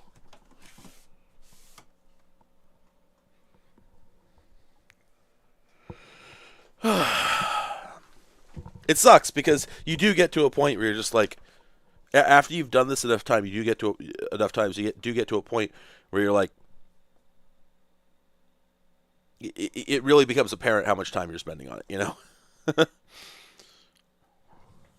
I don't believe pressing escape exposes anything. I think you have to go to Alt F1 and then press F3, and I think that changes the boot process enough that I wouldn't trust it to actually make it reliably. So, oh, I've never seen that message before. This must be check disk, and I've never seen check disk run under OS2. I don't think.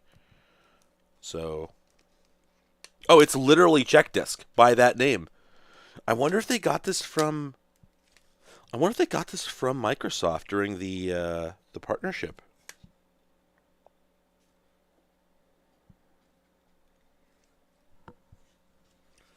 Searching for lost data, sending things to Earth. The Cybico. I honestly can't remember what the Cybico is. Oh, right, I'm on a computer. I could just look it up. Well, Microsoft didn't have anything to do with the file system, certainly, but given that this supports FAT32, I wouldn't be surprised if they have some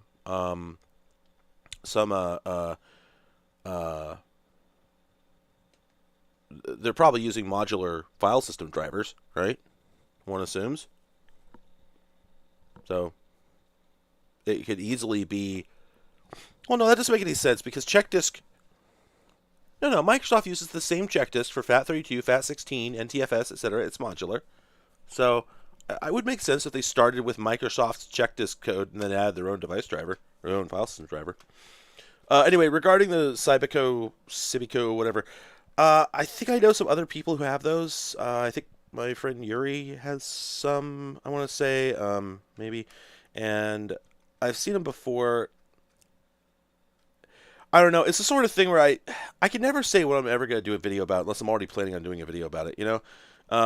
Something has to hit me the right way.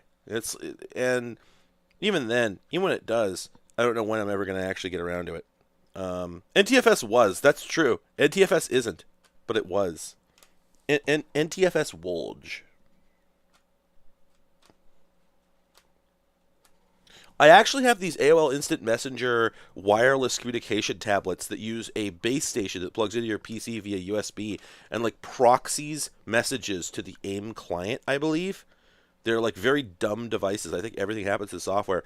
It's fascinating, but I don't know that I'll ever be able to get them working for obvious reasons. Actually, no. That's right. Somebody, I think, reverse engineered the Oscar protocol.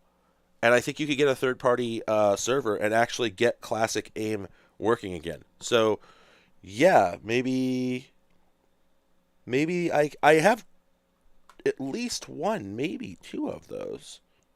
So,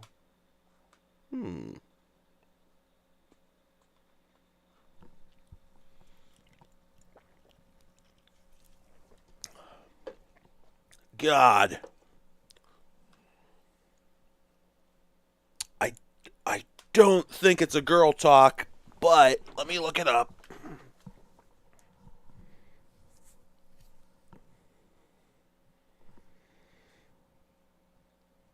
I think I actually have a Zip It. Yeah, I have a Zip It Z2 somewhere.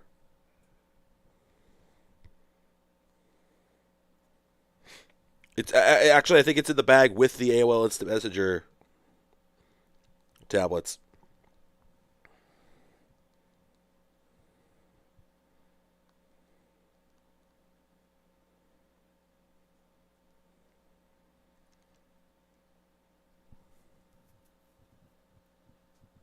Here we go. It was a Motorola device. IM free. It was a Motorola IM free. That's what I have. It's something I think somebody sent me. New in box. Never been used. Works. Just, needs support from... Here, let's...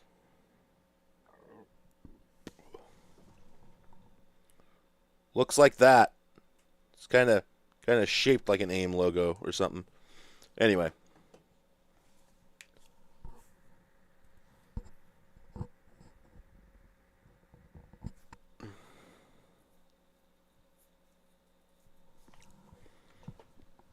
God, why is this so slow?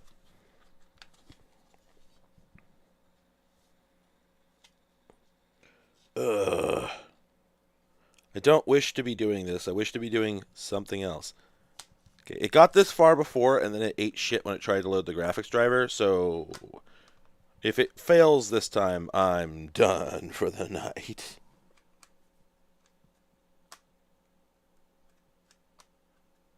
Wow. Wow. What the hell? Huh. I guess maybe something got corrupted.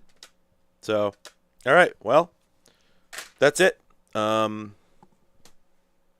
been good, folks. Had a great time. There's one more thing. Do I want to do that? Nah. Yeah, I think Doom blew up the damn video driver. That's really entertaining. So yeah, that's fun. It's fun times. I really do think that the Magic Eraser work made some amount of difference, and that if I keep doing it, it might make a lot more difference. So maybe I'll steep doing that. But anyway, thank you all for coming. Really appreciate it. Had a good time. I did this stream basically as a celebration. Been treating myself because I finally got a video out.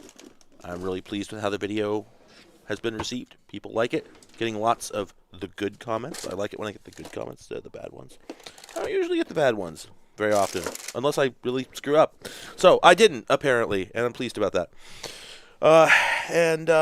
Anyway, but I had a good time streaming, and I hope you all had a good time, and I hope you have a good night.